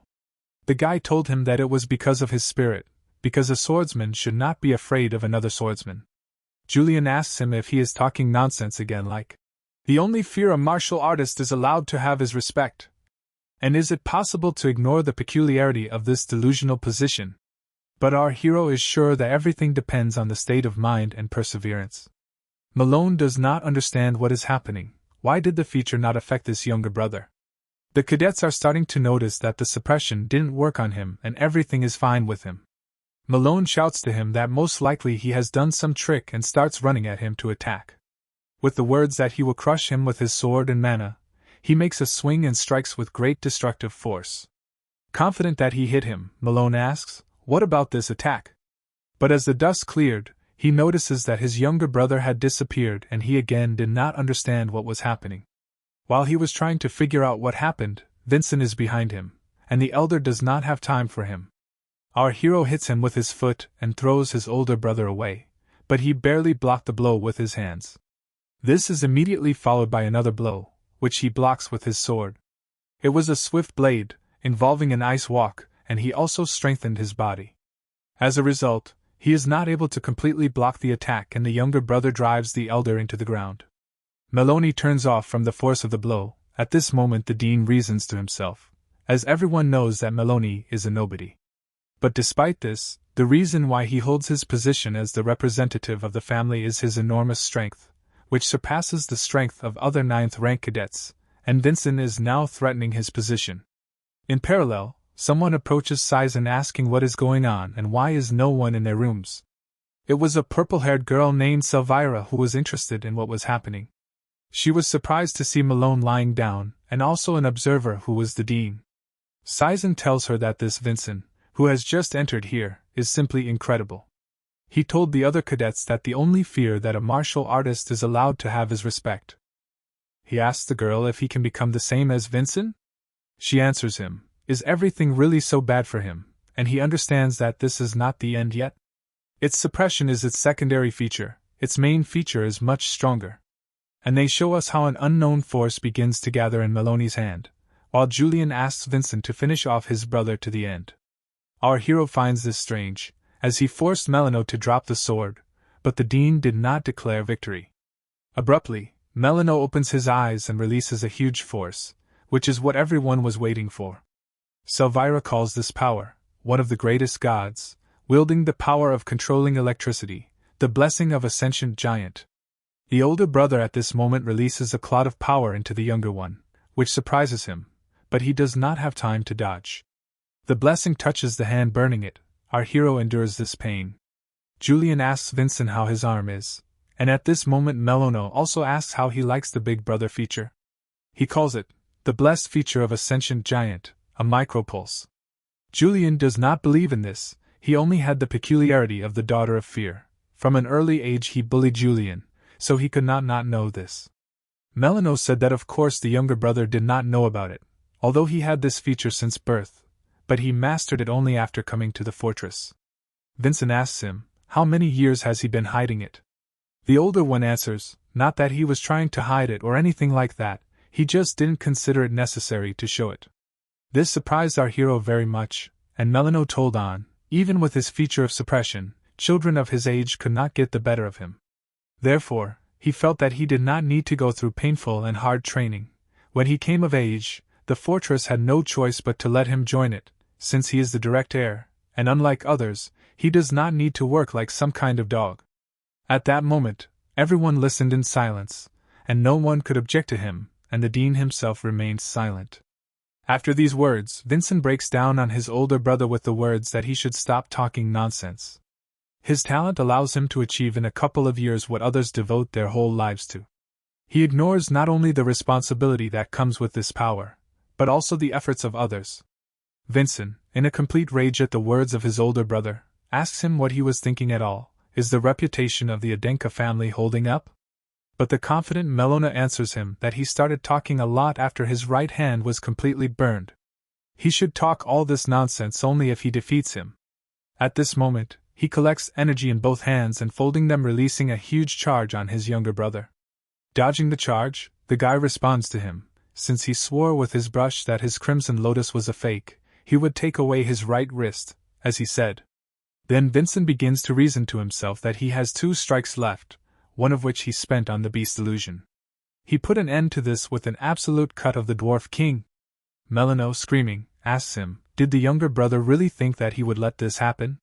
At that moment, Vincent was right above him and the older brother fired another charge at him, after which he flew into a rage from his mana and calling the younger a parasite, he started shooting charges right and left, but our hero manages to dodge all of them from all shots. While the dean was watching this, he thought what a fool Meloni was, since he was enraged by his own mana and he did not contrast it at all. One of the charges hits the ceiling on Sari, and the collapse began directly on her. Vincent notices this by shouting to her, but he does not have time. A moment before they fell on her, she noticed that nothing had happened. It was the dean who had managed to stop the collapse before. He asks if the young maid is okay. She confirms this, and immediately the dean gives an order to Branda to evacuate all the cadets. He will obey without delay. Vargan himself begins to teleport the girl to a safe place, but she worries about her young master. While he was teleporting the maid, he noticed mana in her body, which he told her about, and she was very surprised because she did not know. Meanwhile, Malone has become even more insane and shouts at his younger brother to come down to him, calling him a cowardly puppy. Vincent understands, although this is a strong feature, but she has a lot of open places. He must find one of them and get to the center immediately with the help of an ice walk. Suddenly our hero stumbles, which he did not expect, and one charge will hit him. When he fell, he thought that it would be too hard for him to maintain an ice walk for as long as Railsa can, and most likely, his maximum is one big jump. While the younger brother was lying thinking about everything and the elder was laughing at this sight, the dean began to lift into the air. He understood that it was his mistake, even though they are still children, but they are the direct heirs of the Adenka family. He should have done it from the very beginning. And at that moment he creates a circle of spells with his hand and activates the mana barrier, after which a barrier ball forms around the three of them. This did not please Vincent, as there was much less space left for him to avoid the attacks of his older brother. Maloney asks Junior what he's going to do now, and it looks like the dean is on his side. Right now it will be difficult to use an absolute incision. Maloney has already broken through his body strengthening, and he is on the limit of an ice walk, and what should he do? Suddenly Yulion tells him, they can cut something else with an absolute cut. Our hero did not understand, and while Yulion was explaining to him, the older brother kicked the ground and sent a charge through the ground directly into Vincent. The guy decides to trust Julion's strategy, and jumps to the very top of the barrier. He stopped over his older brother, and told the spirit that he had completely spent an ice walk on this jump, but Yulion assured him not to worry and follow his plan. Malone shouts to him that he will meet his death in this place. It is perfect for a worm like his younger brother. He makes a powerful shot right into the ceiling above him where Vincent was. This is what Yulion and Vincent wanted. He immediately grabs the crimson lot with the other side, and the end was behind. After that, he drives the sword into the barrier, making a crack in it and cuts it. This was noticed by the dean, and at that moment a powerful charge hits the ceiling, which the elder did not understand. As a result, it collapsed right on Malone. Malone is alive, but it's hard for him to fight on, and our hero puts his foot on one of the fragments of the ceiling. He says that the oath of a martial artist has more weight than anyone else. With the sword given to him by his father, he will defend his honor, and the guy looks smiling at the defeated older brother, who asked him to wait. But with joy on his face, Vincent replies, the younger brother cannot turn his older brother into a liar, and makes a swing with his sword, and eventually cuts off his older brother's right hand. After the fight, Vargan stood a little in shock, as he could not understand what had happened. His mana barrier is of a completely different class. It's not something that an ordinary martial artist can create. Created with multiple layers through countless spells, it is an enclosed space completely fenced off from the outside world. But Vincent could only break the barrier with one swing of his sword, the dean pondered. Meanwhile, Malone felt hellish pain from the loss of his arm and began to scream in pain. The dean appeared in front of our hero, who concluded the end of their fight and announced the winner of this duel, Vincent Adenka. The guy, in turn, wonders why the dean did not stop him when he cut off his hand. The dean will answer that he himself set this condition during the duel, so he was powerless. Then they turned to the young master, and it was Wilson, who, at the request of the master, brought the priest of the Crimson Fortress of the 5th class Chaven to him. Chaven asked for the symbol of the 2nd class priest, which he held in his hand, and who is its owner? Vincent replies that he is the owner of the priest's symbol, and Chaven also notices a cadet of the 9th rank Malone on the ground, which he asked everyone about. Then he wanted to ask our hero, he defeated Malone, but immediately changed his mind to ask. The most important thing for Chaven was to find out how something valuable turned out to be in his possession as a symbol of a priest. The guy answers him how strange it is. he was told that this symbol allows him to get the same treatment as his original owner. Daven didn't say anything, but he thought it was all true, and a low-class priest like him shouldn't be asked such questions. Afterwards, he asks the young master if he wants to heal his wound. Vincent answers and immediately asks the priest to do exactly that, after which our hero's burned hand returned to normal. Watching this, Malone begins to accuse his younger brother, calling him a cunning man, and says how it was all planned, after ordering him to heal his wound too. About this, Vincent takes his time and begins to explain to his brother, mocking him. He asks him if it would really be in his best interest to restore his arm. That's what he was thinking about, smiling with pleasure, but the older brother didn't quite understand what he meant. At this moment, two people answer Vincent's words at once, namely Vincent and Yulion. Since he had placed his right hand in an official duel, and if the younger brother returned his hand, wouldn't it destroy his honor? The older brother realized that the younger one wanted him to choose between his honor and his right hand. Yulion says with pleasure how sweet revenge is, but Vincent decides that it is better not to let him become his enemy. Then other cadets run up, led by Brand, and ask what happened and whether Vincent won. Our hero tells his older brother to decide, even with a divine miracle it will be impossible to attach the hand when it dries out. Trying to resist the situation, Malone still decides to ask him for help, and tells him about it very quietly.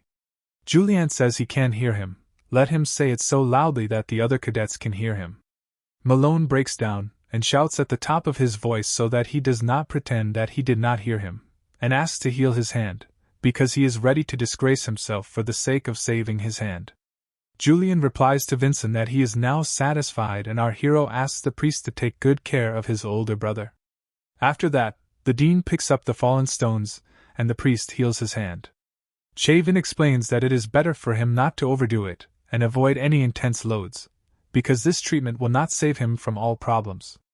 Saizen and Selvyra are impressed by Vincent's achievements. Saizen talking about how to defeat Malone is incredibly cool. Selvyra looks at the guy with interest and says Saizen is right, and he doesn't look so bad up close. Saizen decides to ask Vincina what he thinks. Will Saizen be able to become the same as our hero? The guy looks at him and replies, if you overcome your fears, then I'm sure he will be able to achieve much more than Saizen expects now. These words struck Saizen to the depths of his soul, who was barely holding back tears of happiness. Malone watches this and gets angry, thinking to himself that his brother does not become so self-confident and pompous just because Razan won. Saizen and the other cadets are already sucking up to him, but the elder reminds him, he is still the king here, mulling over all this Malone. He takes a stone in his hand and begins to gather the power of the blessing. He decides that it's not too late. He can inject the energy of the blessing of the intelligent giant into this stone and smash the stone on the head of his younger brother. But suddenly someone's foot hits Malone's hand, and it was the dean. The dean tells him that he will turn a blind eye to his arbitrariness for only one reason, because his hand must be fully restored in order to hold the sword on that very day. Starting to get angry that he shows his face and continues to talk, the director already gives him enough trouble, who does not fulfill his duties, and let him only dare to add to his affairs. After that, Malone, drooping from the words of the dean, asks for forgiveness from him. A week has passed, and we are transferred to the office of Dean Vargan Pagoda, where our hero stands with the opposite hand on his heart. Yulion praised Vincent, as this is the way to express your condolences at this time. The dean tells him that he was his sister's guest, but if he came here to express his condolences, then he was 4 months late, and it's quite embarrassing. He will become a direct heir again, but Vargan is just a dean who is used to being a simple mercenary, and the dean thinks how their relationship is rather awkward. Vincent wanted to explain his behavior, but the dean won't let him do it. After a little thought, he assumes that the guy knew his name from the very beginning, which means he was digging under him and his sister, and deliberately came to him. Having clarified this, he asks our hero what goal he is pursuing. Vincent decides to tell everything honestly. He was looking for information about his sister, about Varnelli Pagoda. Vargan asks if the guy wants him, the heir, to pay him for the investigation. Our hero begins to explain. Initially he wanted this, but after he learned a lot about the dean and heard the full story, it made him look at himself from the other side. Vargan was surprised by these words and continued to listen further. A talentless child who was suppressed because of his past, When Vincent heard this story, she just wanted to talk to the dean in person, Vincent admits. Vargan is also well aware of our hero's situation, but he doubts that he will hear anything new from him. He escaped from his family, and the magic tower belonging to the Samion family, who abandoned him and began to earn a living as a mercenary. After working as a mercenary for a long time, he started working here for the Adenka family. Unlike the guy, he didn't have any ties with his sister or his family.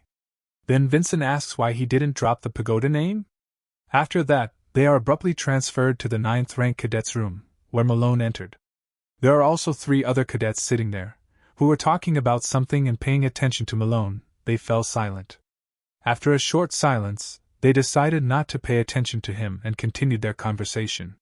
Malone sat down on his bed, after which he lay down on it and covered his face with his hand. After lying down for a while, he clenched his fist in anger, then raising his hand a little, we watch him burn with revenge. He says that he will kill Vincent's younger brother. Suddenly an unknown dark energy turns to him with the question, does he want to kill Vincent? A cloud of dark energy with eyes appears in front of Malone and asks again if Malone wants him to help him. We are brought back to the conversation between Vargan and Vincent, who stopped at the question for Vargan's last name. Our hero tells us that the pagoda is a famous family that has been managing the magic tower for many generations. If he lived the life of a mercenary, then he would hardly have managed to hide his origin. Without letting the young master finish, Vargan closes his mouth. He is just a child who does not have a single star, so why does he speak as if he knows everything? Vargan begins to get angry. The guy does not understand what he had to go through or what he felt when he left the magic tower. He begins to raise his tone with every word. If the Samion and Adenka families went to war, he would first of all destroy the magic tower that destroyed his life. But the young guy knows about it, which surprised Vargan. Vincent says he was the same, but what he wanted at the very end was not revenge, but understanding and love. Addressing the dean, the guy tells him he hasn't gotten rid of the pagoda name because he still feels affection for his family. The dean couldn't answer anything out of surprise and just fell into a chair thinking about it. His sister was talented and bright. It would not be an exaggeration to say that he suffered all the bullying out of pure respect and recognition for her. But at the same time, her radiance caused him even more suffering. He was followed by the words why he can't be like his sister, and why he can't do half of what she can. That's what haunted him wherever he would not go. He couldn't stand up to this pressure and ran away, leaving his family. Then he tells the young gentleman, he thought he saw through him, but it turned out quite the opposite. Vincent replies that he can be honest, because human emotions are not always so simple. This made the dean smile. He could not have thought that he would receive advice from the boy. He goes on to say that it was a great condolence, and even though his sister is dead, he could finally be honest with himself. After he was interested, since Vincent invested in the magic tower, the dean dares to assume that it was a lot of money. This means that he will become a sponsor of our hero, and he will no longer have to worry about living expenses in the fortress. This made Vincent and Yulion very happy, whose money began to return.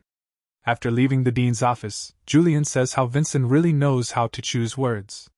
Revan, Railsa, Master Hansen, and now Dean Vargan, they all fell for his words. The guy does not understand why the spirit treats him like some kind of fraudster. Because his words were sincere, he spoke them from the bottom of his heart.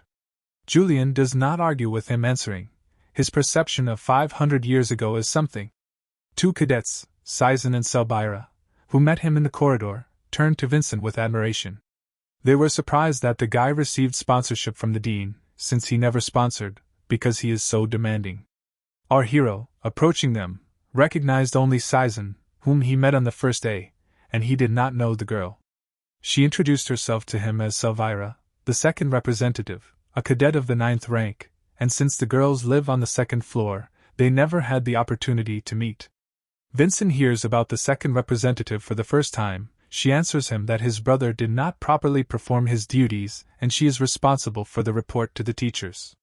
Suddenly, our hero, after shaking hands with the girl, notices, although it does not compare in level, but it is the same feeling as from the peculiarity of his mother.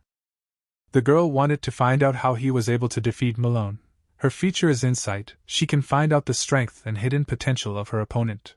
So she was trying to figure out Vincent's strength, but unexpectedly for her, she didn't see anything, and this crimson color, it means that she can't appreciate his hidden potential.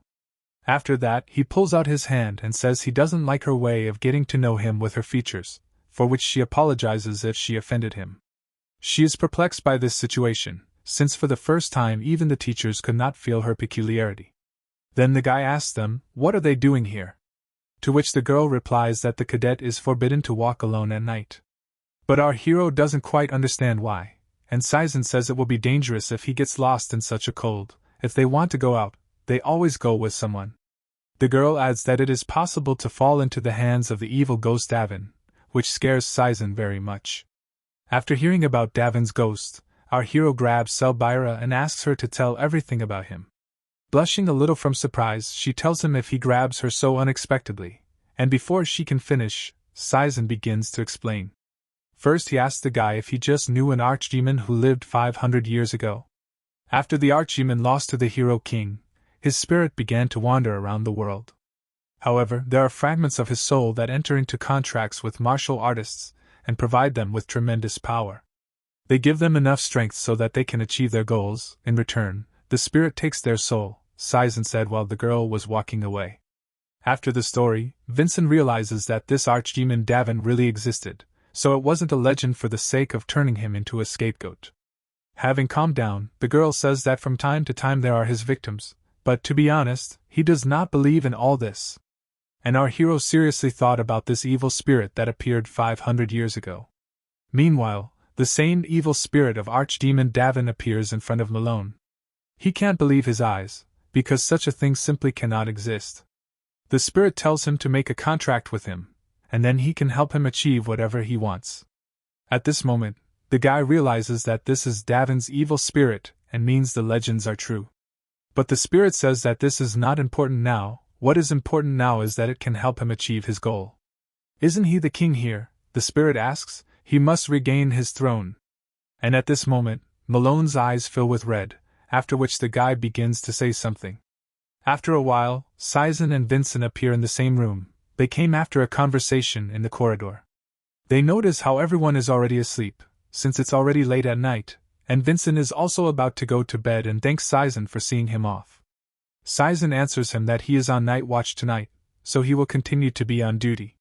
Before going to bed, our hero notices that Malone's bed is empty, and he himself is nowhere near. After a while, Saizen is standing on the street on patrol, holding a lantern in his hands. He thinks it's really scary and dark at night. He can't see anything beyond the light of the lantern.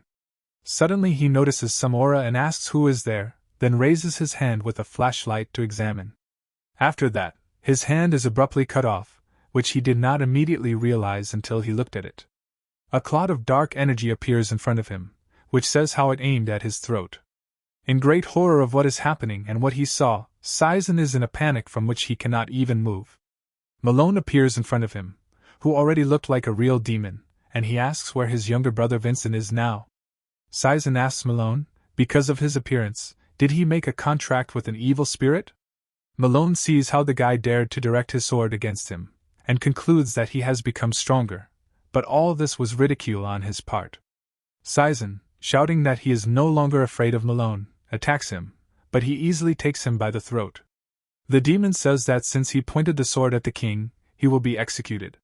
He swung his sword at the guy, and he had already closed his eyes because he couldn't do anything and was saved a second before the blow. It was the power of a sword cut at a distance, and Mentor Braun did it. Braun tells him that since Malone has signed a contract with an evil spirit, he has renounced his pride as a martial artist. But Malone is even more ecstatic about the situation, because seeing the mentor, Braun decides that killing him will bring even more pleasure than killing Saizen.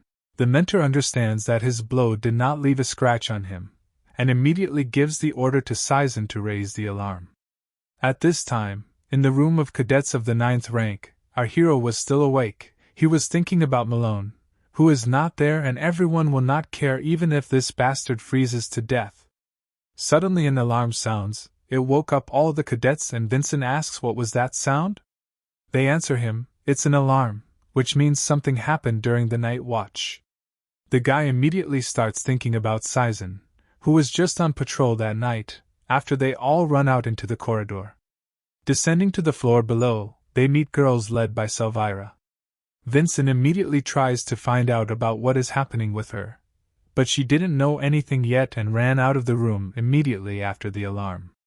Suddenly our hero felt the smell of blood. He turns to Selvyra with a request to notify the dean about this with the help of her crystal.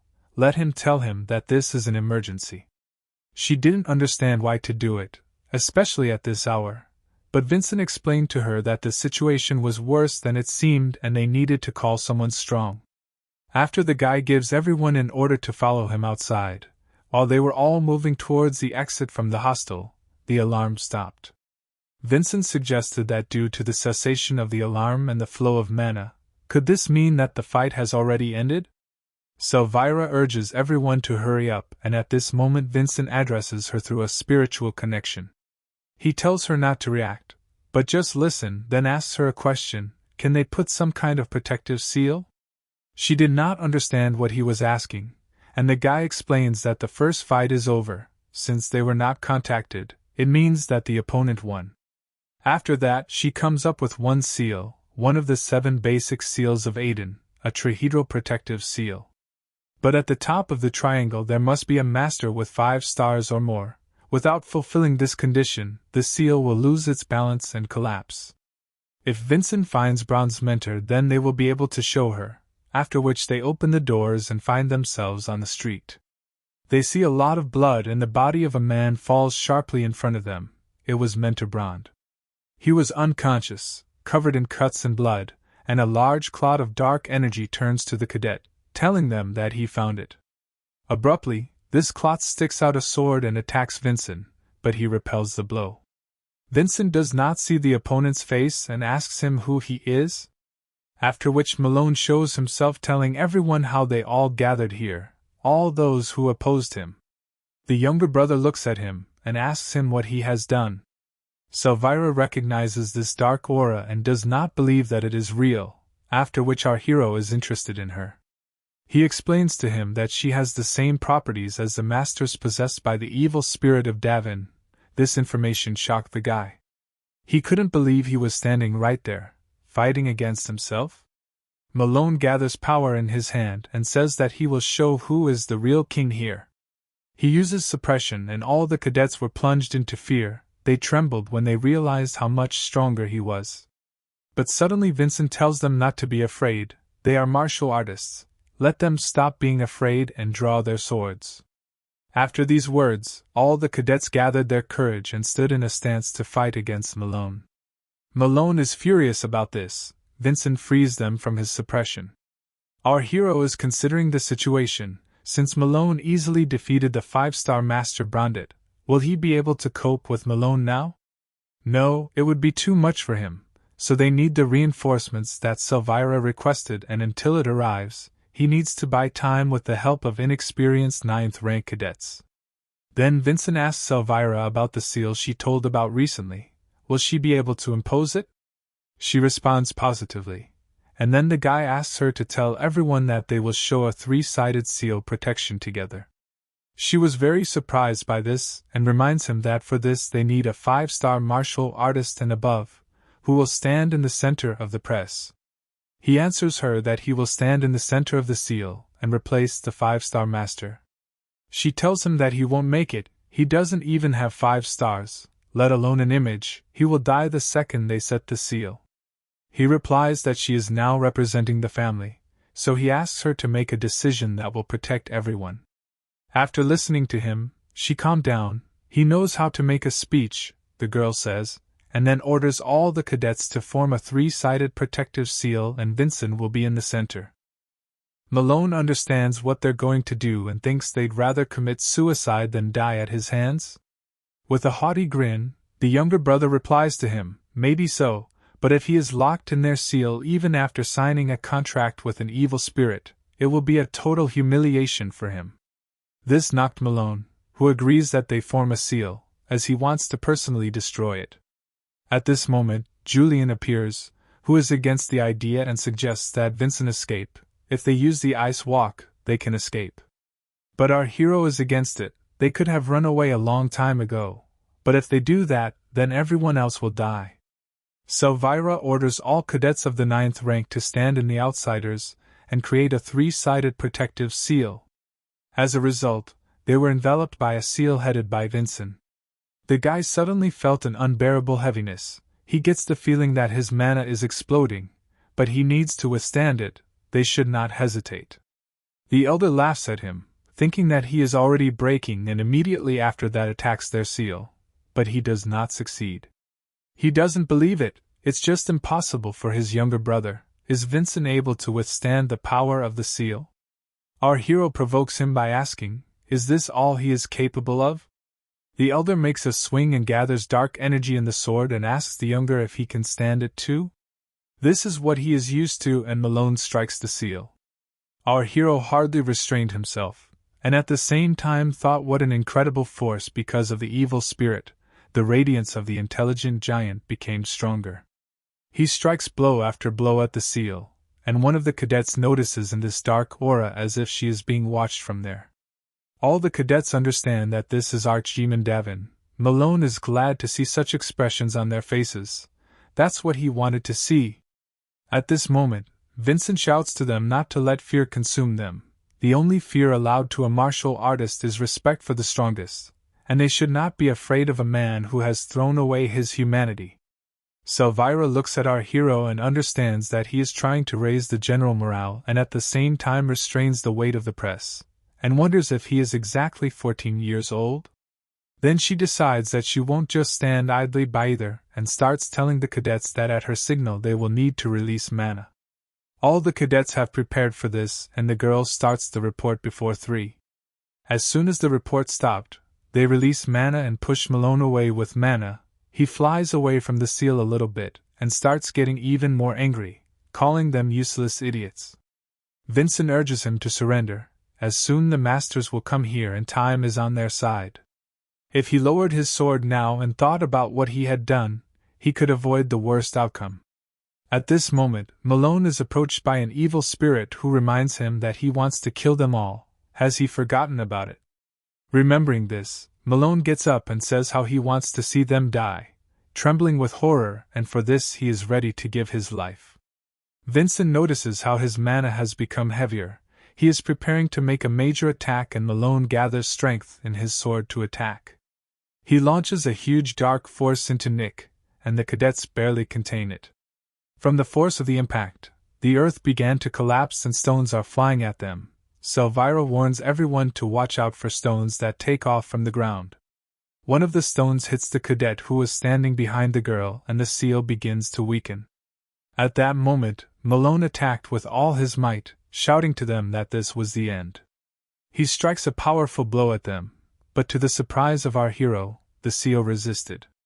The fact is that instead of the cadet who was hit by the stone, the wounded Saizen became. He crawled to their aid and gave his mana, which surprised the girl who noticed him. Malone begins to get even more angry from this. He did not understand where Saizen was here, since he dealt with him and with Mentor Brand. But determination burns in Saizen's eyes, and he replies that he said he was no longer afraid of Malone. Malone is even more angry. He shouts at them not to dare to look at him like that, and not to think that they are able to defeat him. Vincent tells the cadets to hold their positions. They need to hold out a little more. He himself understands that the seal on his limit, Saizen, too, will not be able to hold out for long. Suddenly, a chance appears in the eyes of our hero. He can't believe what he saw, since he wasn't even going to strike. So why does he see the path of the sword? The black path of the sword is through Malone's right hand, but waiting for reinforcements is his priority. But the protective seal is at the limit. He can't decide what's best in a given situation between hitting or holding back. Suddenly the seal cracks and he realizes that there is no time left. He tells Selvyra about the seal and asks everyone to get ready. The girl did not understand and asked to wait, but our hero was no longer listening and was already going to use an absolute cut, an alternative form. This pleases Malone, as they will now fight for real. Vincent uses Chapter 2 and attacks with the Galactic Wanderer, but he couldn't get it. Following the path of the sword, he needs to try again. But our hero does not have time to move, as at this moment Malone counterattacks, simultaneously mocking him. That's all he can do, and he thought that Big Brother would just stand by and watch? Gathering a huge lightning force in his hand, he tells him how he will fry him to a crisp. He releases a huge charge on the guy, and all the cadets were sharply frightened for Vincent. But our hero withstands the blow, though not without loss. His left arm was hit, and now he can hold the sword properly, but he can't retreat now. At this moment, the guy decides to attack again despite the wound. This time he will get to him, Vincent thinks. But Malone stops him by taking his hand, then asks him if he really thought he would hit him like that, especially when he was holding him with a wounded hand. After that, he passes the charge through the wounded arm again, and the guy lets go of the sword. While Malone was laughing at him, saying that he was fried to perfection, our hero remembered. If this had happened in his previous life, then he would not have had this opportunity, the guy thought. At this moment, a crimson lotus flies through Vincent's right hand. In the past, he did not have it, but not in this life, and he grabs the sword with it. After that, along the way of the sword, he uses the absolute cut technique and cuts Malone's hand, with which he held his younger brother. As a result, the dark energy disappears and an explosion occurs, and Vincent, barely alive, asks if he defeated his older brother? But he gets up after the incident and shouts to Vincent, how dare he cut off his hand twice. Vincent notices how the aura of the evil spirit has disappeared. The unknown black path of the sword, was it the path of the sword, showing a break in the connection between Malone and the evil spirit? Everything that happened to Malone makes him very angry, and he is going to attack our hero, since he will never be able to forgive him. He promises to tear it into pieces and feed it to blue-eyed white tigers, after which he strikes by collecting a ball of lightning in his left hand. Vincent realizes that this is not the end yet. If he completely wants to stop him, he has to hit him one more time. But suddenly the guy can't move. It happened right before Malone's attack. He asks his body to move. As everyone gathered their strength for him, how can he go all this way and die?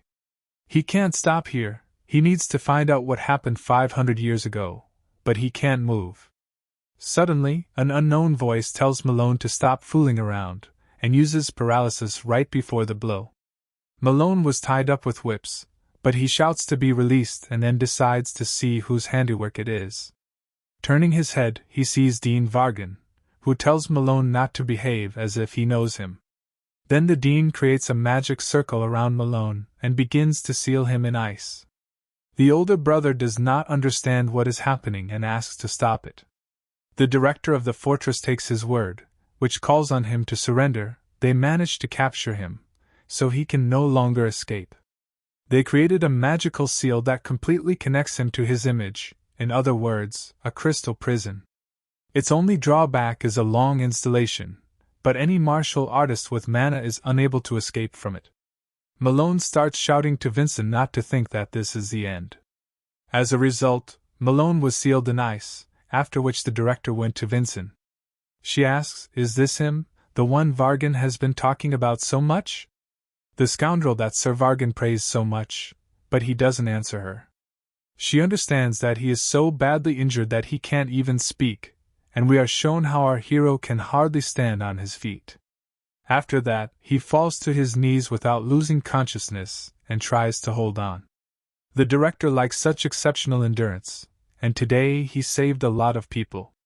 She puts her hand on his head and says, Sir Vargan, and she will take care of everything now, so he can rest in peace. Then our hero passes out and the rest of the cadets run up to him, who were very worried about him. We are transported to an unknown place where there are a lot of mirrors and Vincent is standing in the middle of them. He does not understand where he is and Yulion turns to him. He was angry at him because he was overexerting his body a lot, and the guy couldn't believe that it was Yulion at all. After some time, the director is standing in the office at the door. She was tense. He greets with humble respect for the absolute glory of Sir Aidan, and puts his hand on his chest. He asks her without formalities and to say how it will be convenient for her, and calls her name Helga. She calmed down and relaxed as he said, after which he began to wait for a report on what had happened. She answers him that this news will not please him, and begins to tell him. So among the cadets of the 9th rank, There are 15 wounded, although none of them died, but there are dead among the mentors.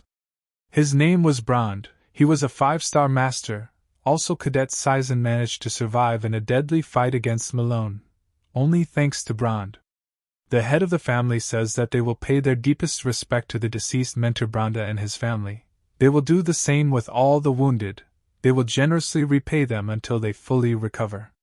Helga blames herself for all this, if she could have come there earlier, but the head denies it. There are always a lot of factors related to the contractors of evil spirits. Her decision to stop Malone with one blow after a long preparation was not wrong. Abruptly his look changed and he asks why Malone is still alive after becoming a contractor. As far as the head understands, contractors are given unimaginable power, in return neither their life, so when their power ends they die. Helga replies that the magicians of their fortress have analyzed this, but have not found a definite reason. The only clue, based on the words of the cadets involved in the battle, Malone stopped being possessed after Vincent's blow, and his arm, which was severed, could not join back. This surprised the head and he thought that this was the strange fencing that he used during the meeting of true swords. After that, the head decides to take disciplinary measures against Malone, since he violated all the rules by signing a contract with an evil spirit. He will be under house arrest for the rest of his days. Also, his image will be taken away, and the tendons in each of his limbs will be cut off so that he will never pick up a sword again. Then the head decides to reward Vincent and asks where he is now. Helga answers, after his treatment they moved him to the main house, but he still remains unconscious for several days. Meanwhile, in a world with a bunch of mirrors, Vincent and Yulion are trying to figure out what kind of place this is. He asked Yulion, but he didn't know, since he was also sent here immediately after his loss of consciousness. But looking around, he thought that they were inside Malone's memories, which surprised Vincent very much. He asks why they are locked inside Malone's memories, to which Yulion would also like to know the answer. But he doesn't think it has anything to do with the swordsmanship that Vincent has applied. But our hero does not know anything about this. Since this has never happened in his past life, he has never penetrated into the memories of his opponent. The guy wonders, Malone, the contract and the absolute cut, how is it all connected? Then one of the memories came from the mirror, where Malone and the dean are having a conversation. Malone says that he is already the strongest among the 9th rank cadets, so why would he train to control a sentient giant? Vincent and Yulion realize that this conversation was before their arrival at the fortress. Vargan will answer Malone, he is one of their respected children of the Adenka family, and asks if he wants to make a complete fool of himself among the others? If he doesn't want to end his life on stage, then let him immediately release a reasonable giant. Watching the conversation, they realize that there seemed to be a reason why the dean was letting Malone get away with what he had done. After that, Malone agrees and creates a stream of mana of a reasonable giant, which surprised the guys very much. Abruptly after that, the white room begins to darken and our hero does not understand what is happening. He calls Yulion, but he is nowhere to be found. After everything has gone dark, hands appear with the words, "Why can't he just die?" It was Daven's mother, which really scared the guy, and then he realized that these were already his memories. He begins to remember people from his past life, Master Nidia, Falcon, Arslan.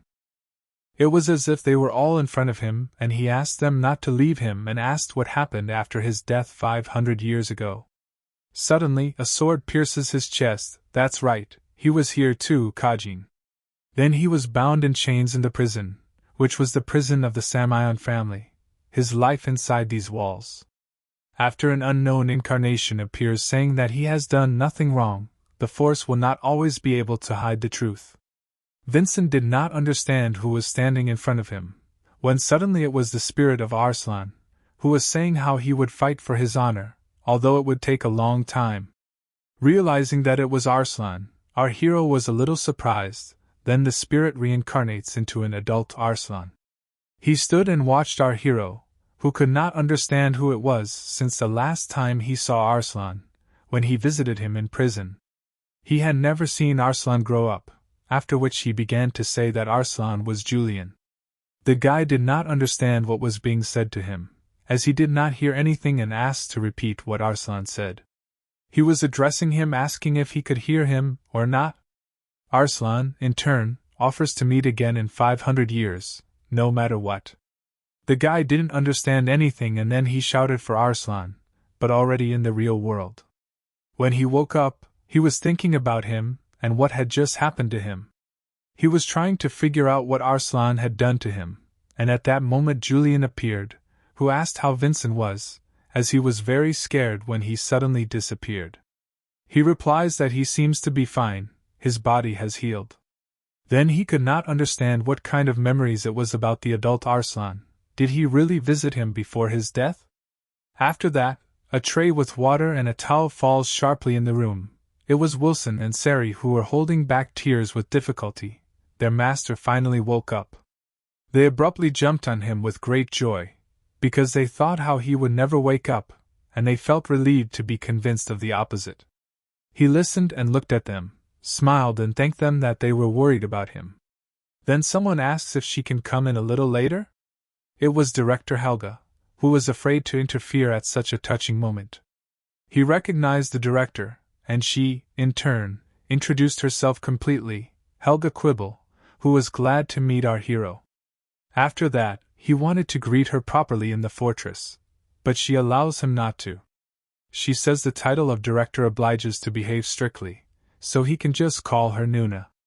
Vincent wonders why Nina is in the house of the Adenka family, and not in the fortress. She answers him that she had to report the incident to his father. Vargan is still much better than her at handling the affairs of the fortress, and it's better for her not to interfere with paperwork. Then she tells how she plans to go to the central region for some business and return in 3 days with our hero, which is very clear to the guy. Then, smiling, she tells him how his Nuna has a small request, which he agrees to listen to. She asks if he would like to fight with the young master from the Samion family. This shocked the guy. He did not believe that she wanted him to fight with the young master of the Samion family. To be honest, he admits that he just wanted him to take part in a friendly experience exchange meeting.